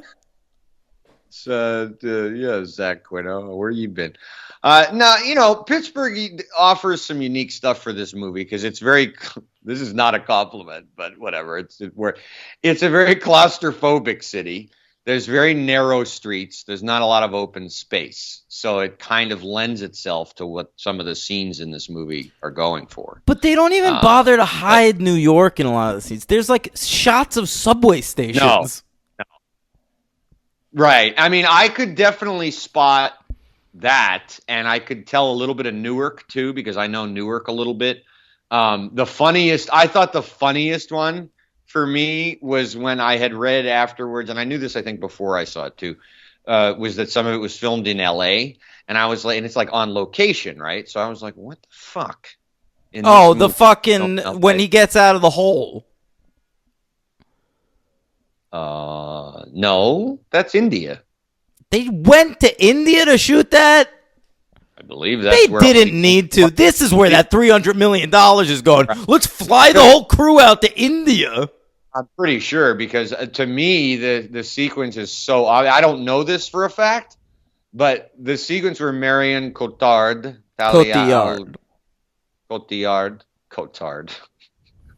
You're a I took cotard. I took French for 7 years, so please. Mhm. She's driving the dumpster truck and gets crashes down what is clearly the set from Speed. Really? Right down. Oh no, but I mean no, but it's an LA highway. When she falls down into that crevice in the dump truck, that is so LA. It's hysterical to me. It's just so obvious because like we're in diametrically opposed cities, right? We got New York, Newark. I don't know if I can't remember now. Was any of this filmed in Chicago? Like The Dark Knight was like almost exclusively filmed in Chicago. I don't know. I don't care about that stuff. You don't care about that stuff. Anyway, Can I all right. finish the stats? I want you to. Yeah. It lost. Remember I said Dark Knight won the Grammy for best score. Yes. Rises was nominated again, but it lost to Trent Reznor and Atticus Ross for The Girl with the Dragon Tattoo. Oh, really? Yeah. Not even the same year of release. Interesting. Well, Grammys run on a weird schedule. Oh, I will say that's a very, very cool score. So, I'd like to welcome to the stage Hans Zimmer and Nine Inch Nails. God, you got that right. You're so right. So right. Live from the Palladium in the back lot. 'Cause they wouldn't give us the front lot. From the Chinese theater, Grauman's in the parking lot. Hans Zimmer Yeah. in Oxley. So MTV Awards. Let me hear that theme. I want my MTV. Yep. Tom Hardy was nominated for Best Villain, and so was Marion Cotillard. Both nominated. Okay. But they lost to Tom Hiddleston for The Avengers.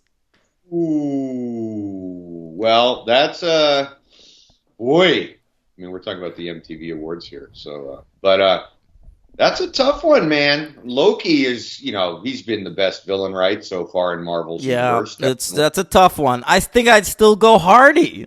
Yeah, I know, right? Because it's just so fucking original. It's He is. I gotta tell you, watching Tom Hardy in this movie is like it's not the same vibe as the Joker, but it's the same thing in that when he is talking, I'm just like, what is this guy doing?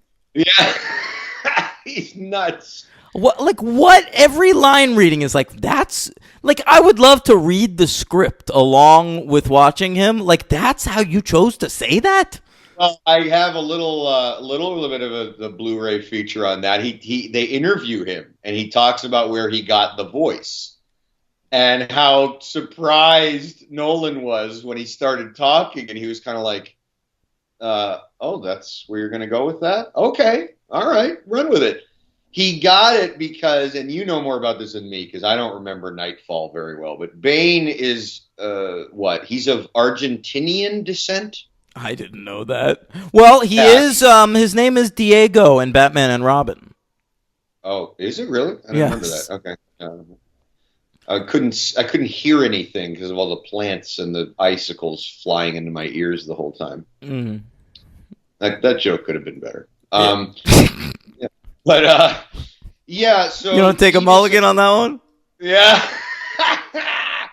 So Hardy was like, he figured. I mean, this is a stretch and a half, but he figured like he knew this, and since obviously he's white, he figured he would go for like this famous, I believe it's gypsy wrestler of like Latino descent. And he was a specific person, and he used to have this really bizarre accent, and with this like kind of, you merely adopted the dark, like that kind of thing going on, and he just took that guy's voice and fucking used it. It's so weird. I mean, so bizarre. Most actors like would say, like, take control, Gotham, take control. Take control. Take control. Yeah. It's so weird. I love it. It's so good. And he also said he wanted to make him like an old man because he's not old, but he's been tortured and suffered so much that like his voice would be more like an elderly person. God. He goes deep. You know that. Yeah. It's great. It's crazy. I mean, I'm glad you might as well start with that. I mean, it's just, Well, I'm still on the MTV Movie Awards, Henry. Oh, yeah, I'm sorry. Anne Hathaway and Christian Bale were both nominated for an award called Best Hero. Okay? Okay. But they lost to Martin Freeman for The Hobbit, An Unexpected Journey. Wow. Yep. Christian Bale was nominated for an award, Best Shirtless Performance. My Lord. Okay, but he unfortunately lost to Taylor Lautner for Twilight. Yes, he did, because he wasn't as buff as he was in the first two. Oh, you think if he was more buff, he could have earned that award? Fucking Lautner stole it out from under him. Man, roided up Lautner? Yeah. And finally,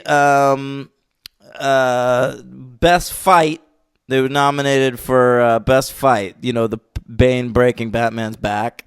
Fuck yeah. But it lost to the big fight at the end of the Avengers.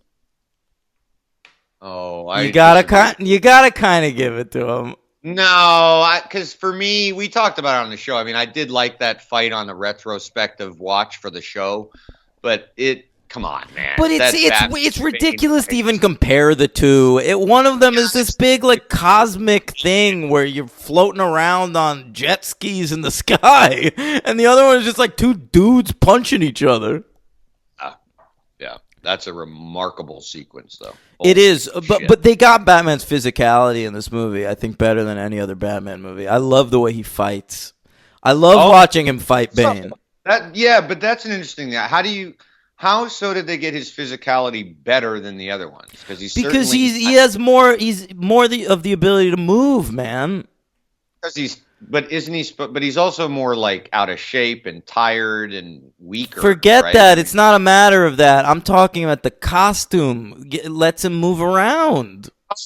I couldn't agree more there. He's got more agility. He's got, I like watching him. The fight. There's nothing more boring to me in superhero movies than fight scenes. I've said this before. My ideal superhero movie is Spider-Man: Homecoming, where but only the scenes where they're in high school. Well, you're making one big exception there. The greatest fight scenes of any superhero movie ever done or show. What? Daredevil. Well, no. But that's not the point I'm trying to make. I'm just saying, like, it takes a lot to get me interested in a fight, and I love watching the fights in Dark Knight Rises.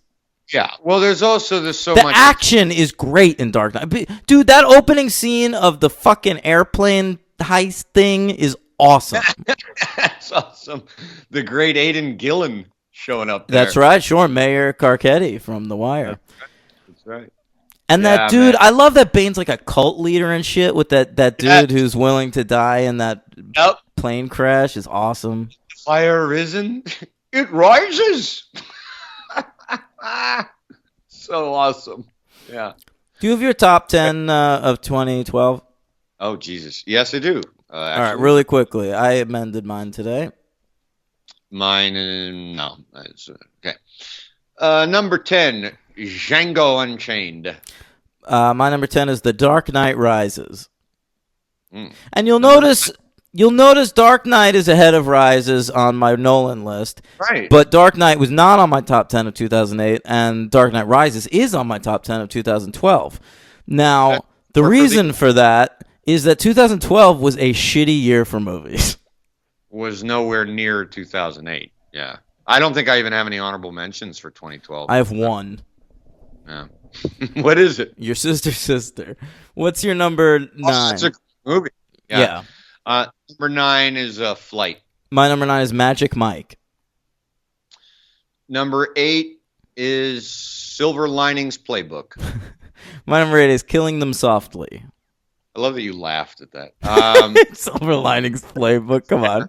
Love that movie. I got a soft spot. Come on. I want to watch movies for grown-ups. Right. I feel like if I was like a 14-year-old girl, I'd like Silver Linings Playbook. I understand. Fair enough.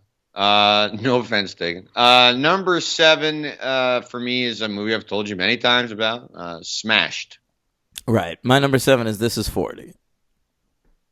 Didn't make my fucking list. Number 6 is The Dark Knight Rises. Boy, that's too low. My number 6 is Bernie.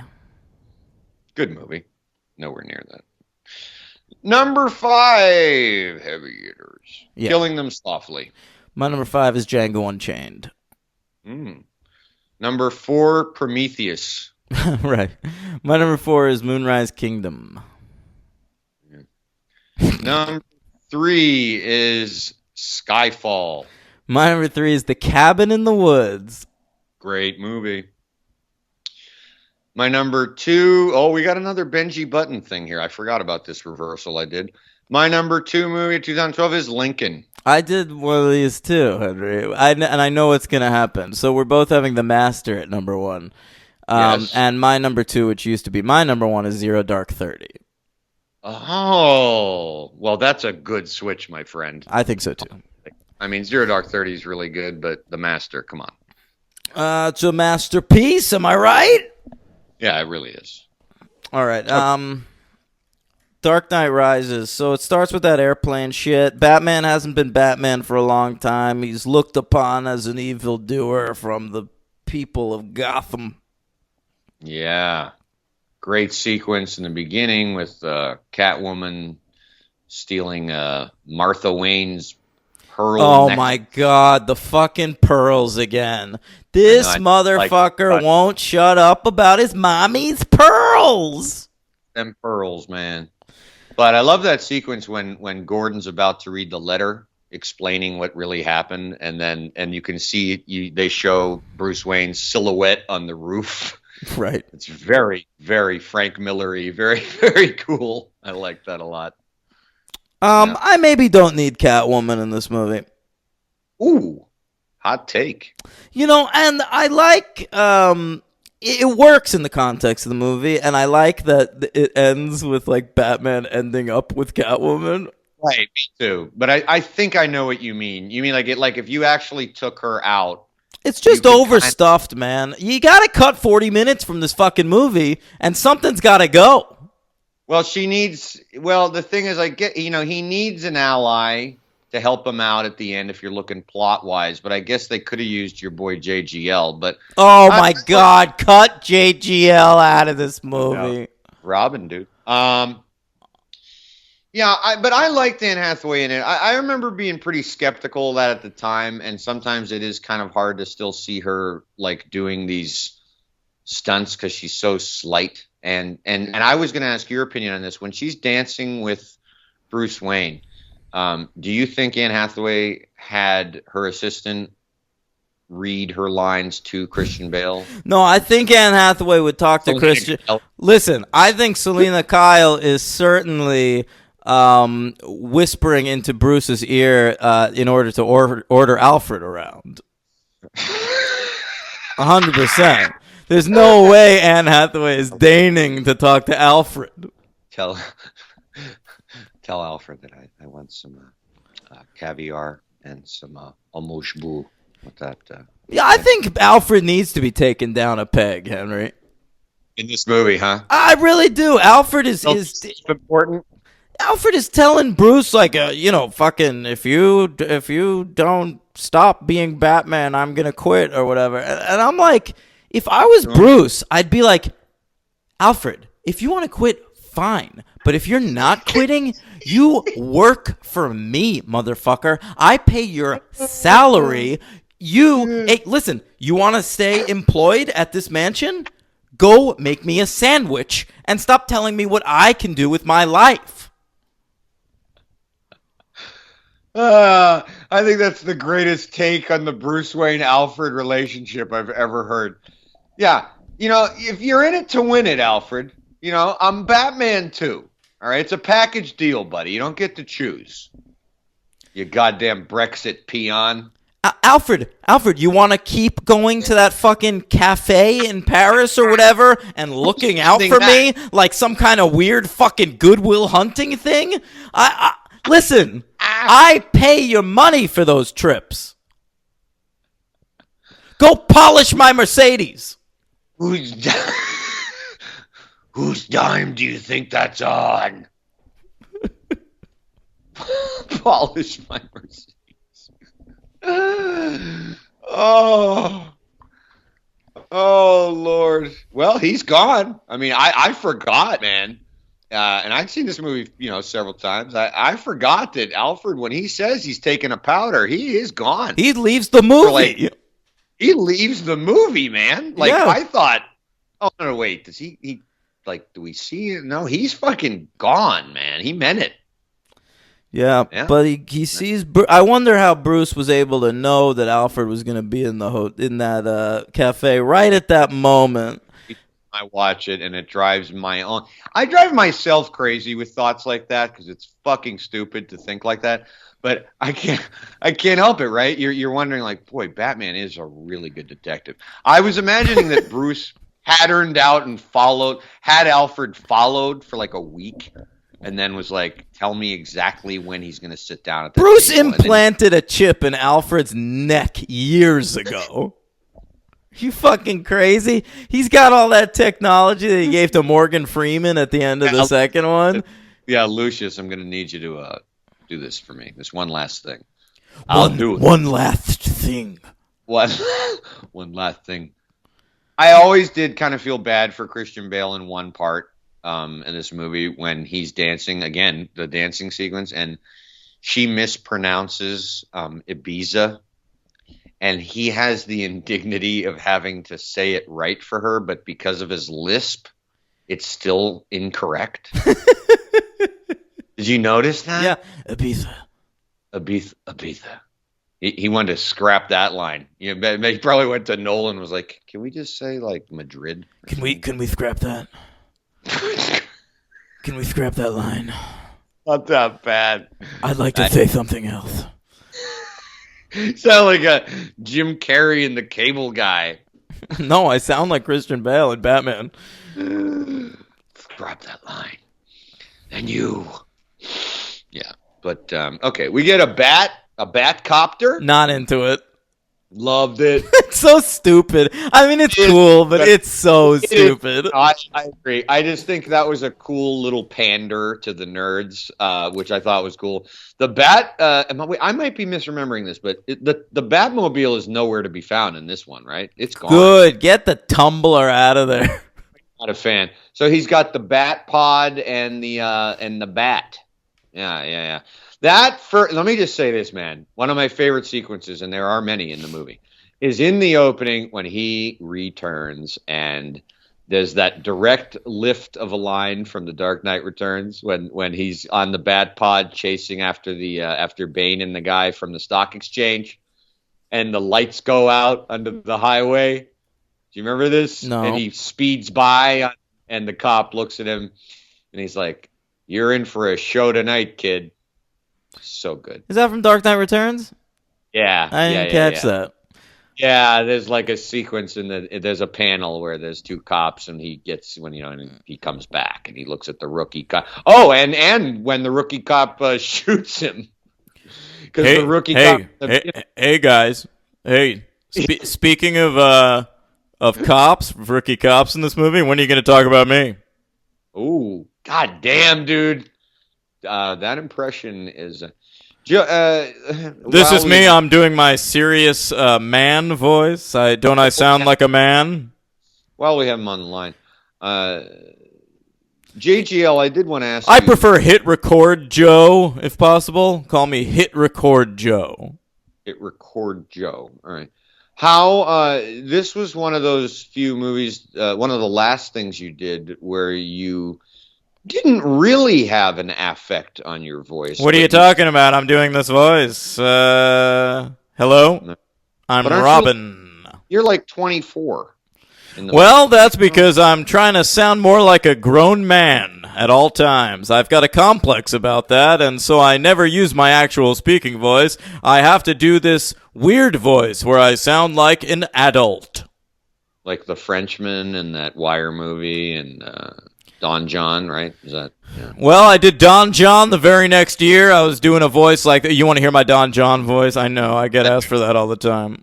No, please. Yeah, it's more like sort of like, hey, it's me, Don John. I jerk it all the time. There's only like 4 things you do in life. You jerk it, you check out the bitches, you fucking jerk it some more, and then you come. Yeah. How'd you get that Snowden voice? That's what Don John's about. You want to hear my Snowden voice? I wouldn't mind. Hey, it's me, Edward Snowden. It's me, Edward Snowden. Sounds a little different than when you did it in the movie, but I understand. It's been a while. Yep, you know, it's hard to get back in that mindset. Oh, I understand. When I'm doing a character, Henry, you have to understand I exist as that character. Right. You know what I'm saying? Jay hit record. Hit record How much Joe. do you really hate him, Dan? Don't say that. He's right here. He hung up. Oh, okay. I had the Skype call. Okay. He left. How He's much on do his I own hate again. Joseph Gordon-Levitt? I think that when he's in the right vehicle, he can be okay. But I think when... Halloween H2O. No, more like 50-50 or even... Yeah, he's good in that. Yeah, that movie, The Night... I guess I like him when he works with Seth Rogen. Oh, okay. I didn't see the one. The Night Before. Yeah. But I just think he sucks. Like, he's not a good actor, and he's an active detriment to most movies he's in, particularly dramas. I didn't mind him in this. And Don John's one of the worst movies ever made. I don't think that either, but I saw it once. It was, Did you jerk it? only in the theater. Nice. Don John would approve. Yeah, obviously. Yeah. I think he sucks in this movie. I really hate every time he's on screen. Okay. All right. He's my LVP by a mile. He's my LVP for the Batman franchise. Wow. Holy shit! I forgot we have to rank these fucking things. Yeah, me too. Oh, I've got it in my head for the most part. you always do. Mm-hmm. I'm going to start doing that while we're talking. Tell me a little bit about. Tell me about your favorite sequences. Oh, while you write down your list? That's not what I'm doing. No? Yeah. No. I wouldn't do that. I don't do stuff like that on the show. Bane, it's funny. Bale is great in these movies, but in Dark Knight and Dark Knight Rises, to me, it's the fucking villain show. I know. I feel bad because I want to give Bale. We haven't given him an MVP yet, and he won't get one. Like, and he won't get one. What the fuck, though? Right? I mean, geez, it's kind of not fair. I mean, he's the fucking titular character, but it's an ensemble movie, man. And Bale's great, but it's not Bale's fault. It's these villains were designed for actors to give showy performances. Yeah. And they do. And we also get the great Ben Mendelsohn. Everyone fucking shows up in this movie.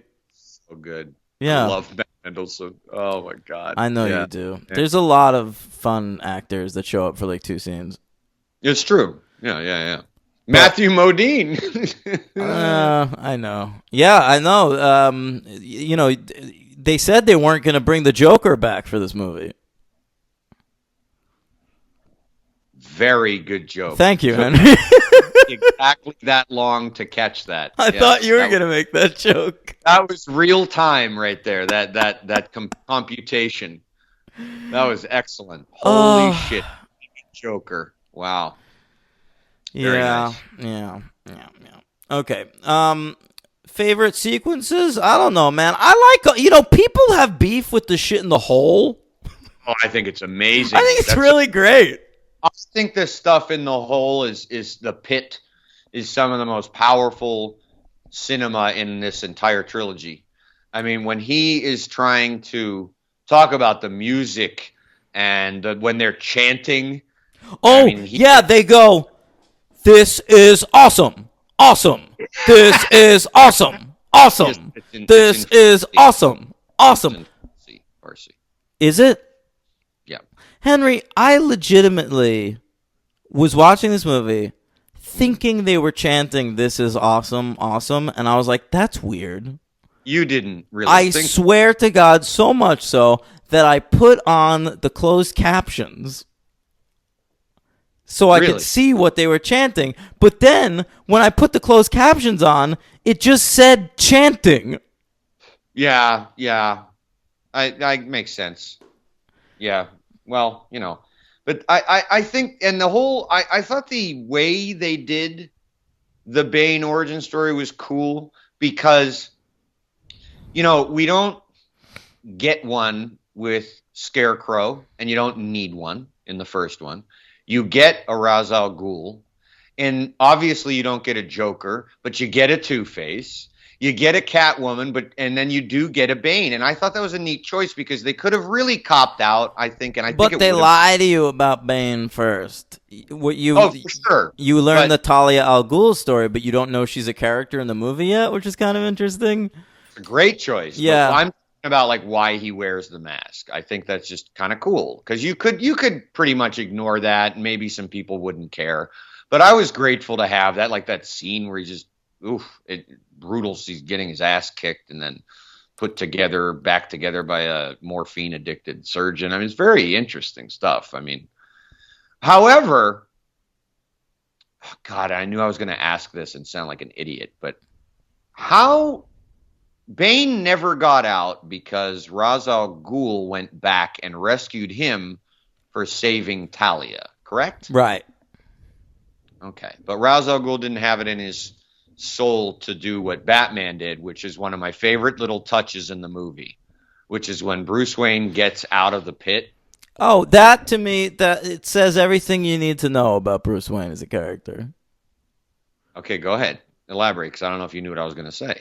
Oh, I don't know. It's just like that's what sets him apart is just sheer force of will. I think there are... That's not what I mean, but yes, you're right. Yes. What do you mean? No. Your point's way better. Yours is deeper. I just meant a throwaway shot where when he gets out, he grabs the rope and tosses it down the pit so everyone can get out. Sure, and that's Bruce Wayne too, man.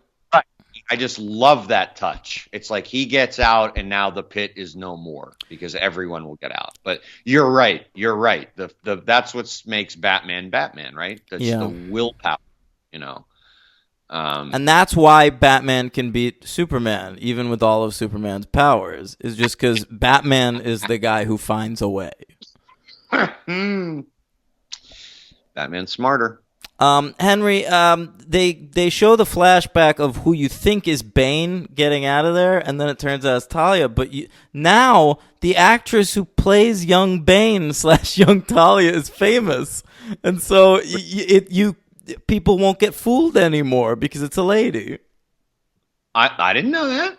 Yeah, Henry, we've 6 years ago. Oh, yeah, what is she, like 12? We've covered her. Little Joey King plays young Talia in this movie. I was psyched to see her, and for a second, because I didn't remember the twist, I thought she was playing Bane, and I was like, "That's weird. They got a little girl to play Bane."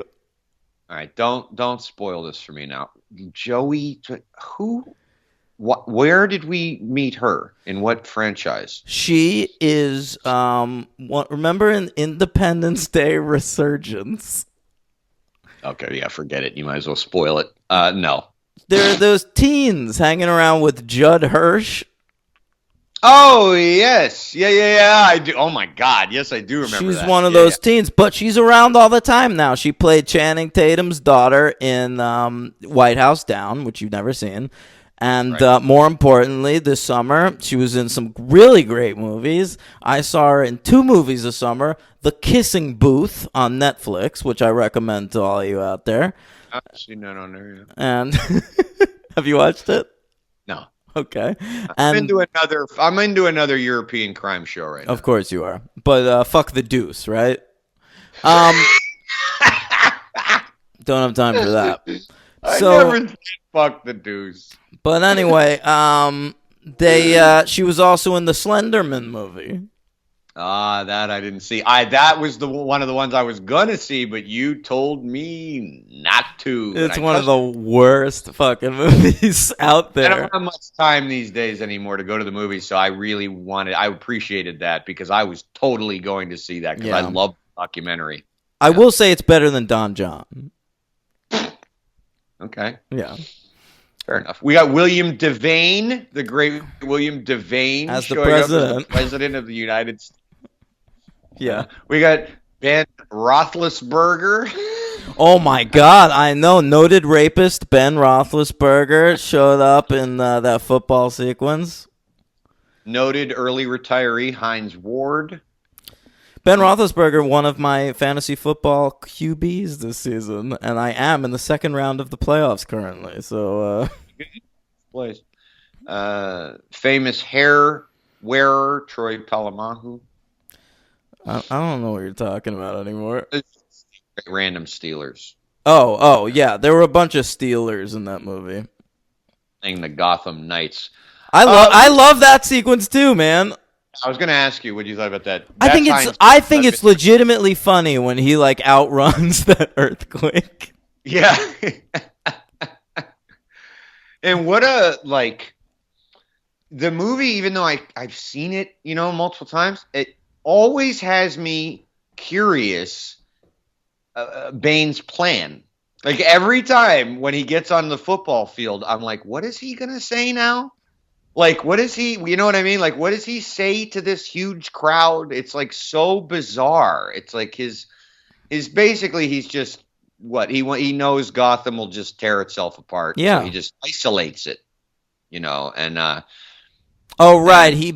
I love all those long shots of the bridges blowing up and shit. Yeah. Like basically his point is there's no law and order anymore. You can do whatever you want, rob the rich. They but canceled Law and Order. SVU's the only one on the air anymore. That's right.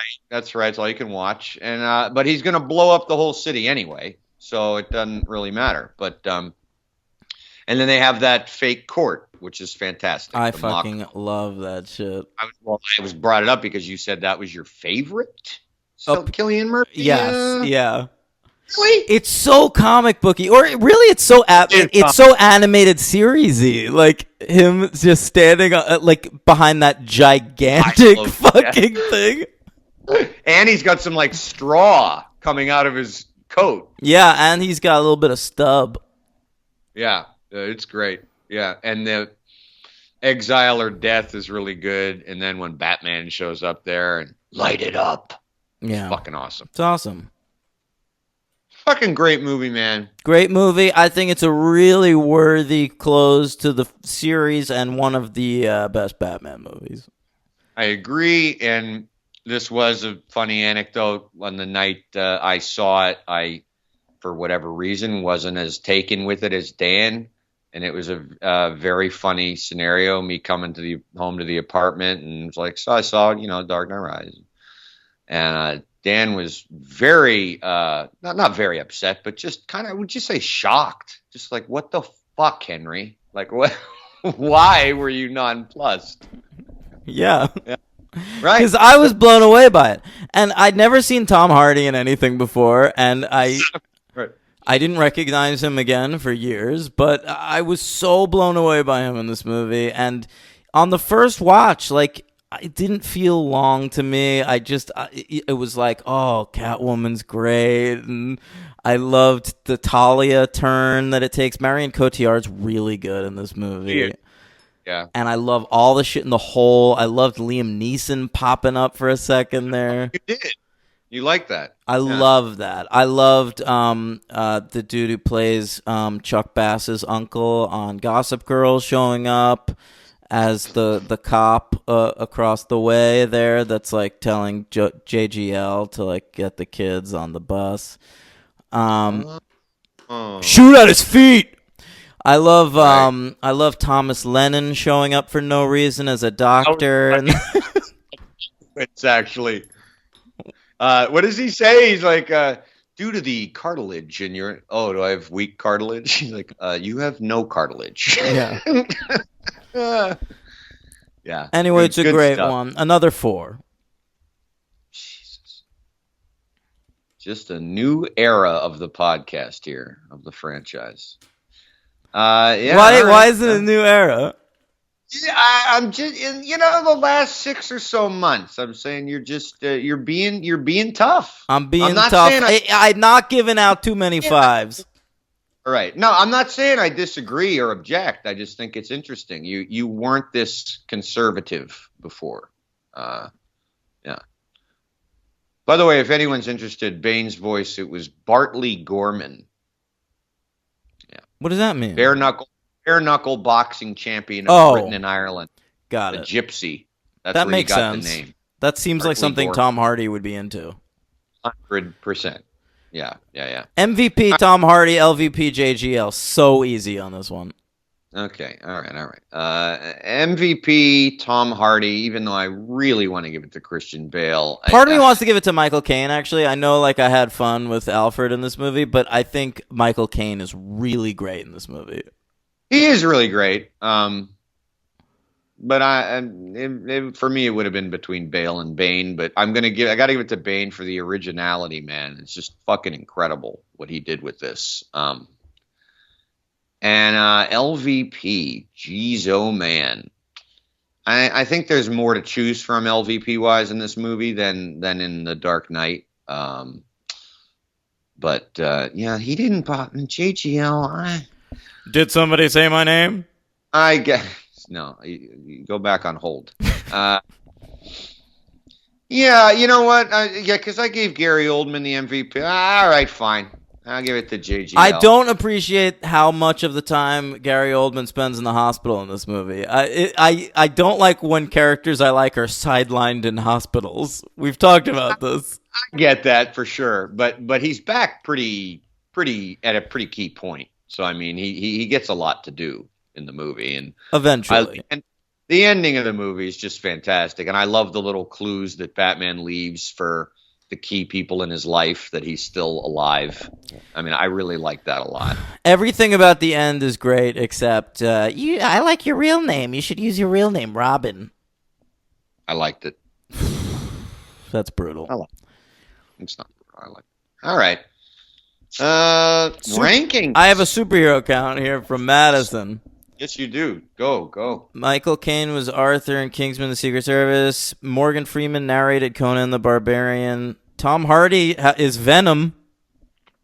That's true. Yeah. Joseph Gordon-Levitt was Johnny in Sin City: A Dame to Kill For. Yep. And also the Dr. Rex in G.I. Joe: The Rise of Cobra. Are we? Ooh, Madison taking a bold move. Making G.I. Joe superhero count. I don't know, but you know what? You did such a yeoman's job. You're getting it. I love it. Ben Mendelsohn upcoming as a character named Talos in Captain Marvel. Ooh. Okay. Ooh. Brent Cullen, who played a congressman and is another lost actor. Yeah, I know that guy. Yeah. He played... He's in another Batman movie we covered. I don't remember which one, but he was in one of the early Goofy ones. Yeah. Really? Sorry. Yeah. I meant to bring that up earlier. Like the Catwoman, steals, kidnaps. He turned up in another one of our things we covered. I don't remember which one. Huh. Anyway, he is upcoming in the Joker movie, Henry. Really? Yeah, playing, get this, Thomas Wayne. Ooh. So fingers crossed we'll be getting some more shots of those pearls, baby. Those sweet, sweet pearls. I imagine so. Yeah. Wow.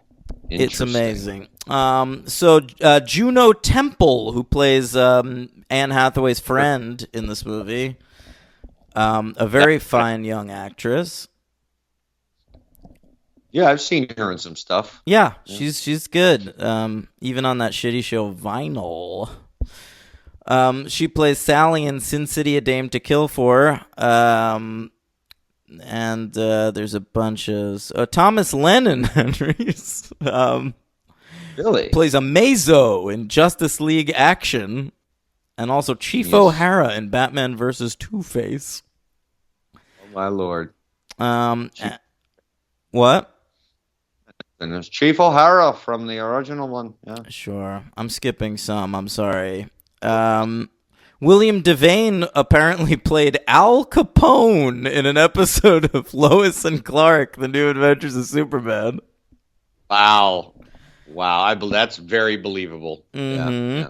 Joey King, who we talked about earlier, was really good in The Flash as a character named Magenta. Okay. And, God, is that enough? Yeah, I think so. I want to thank Madison from the bottom of my fucking heart. Absolutely. Yeah.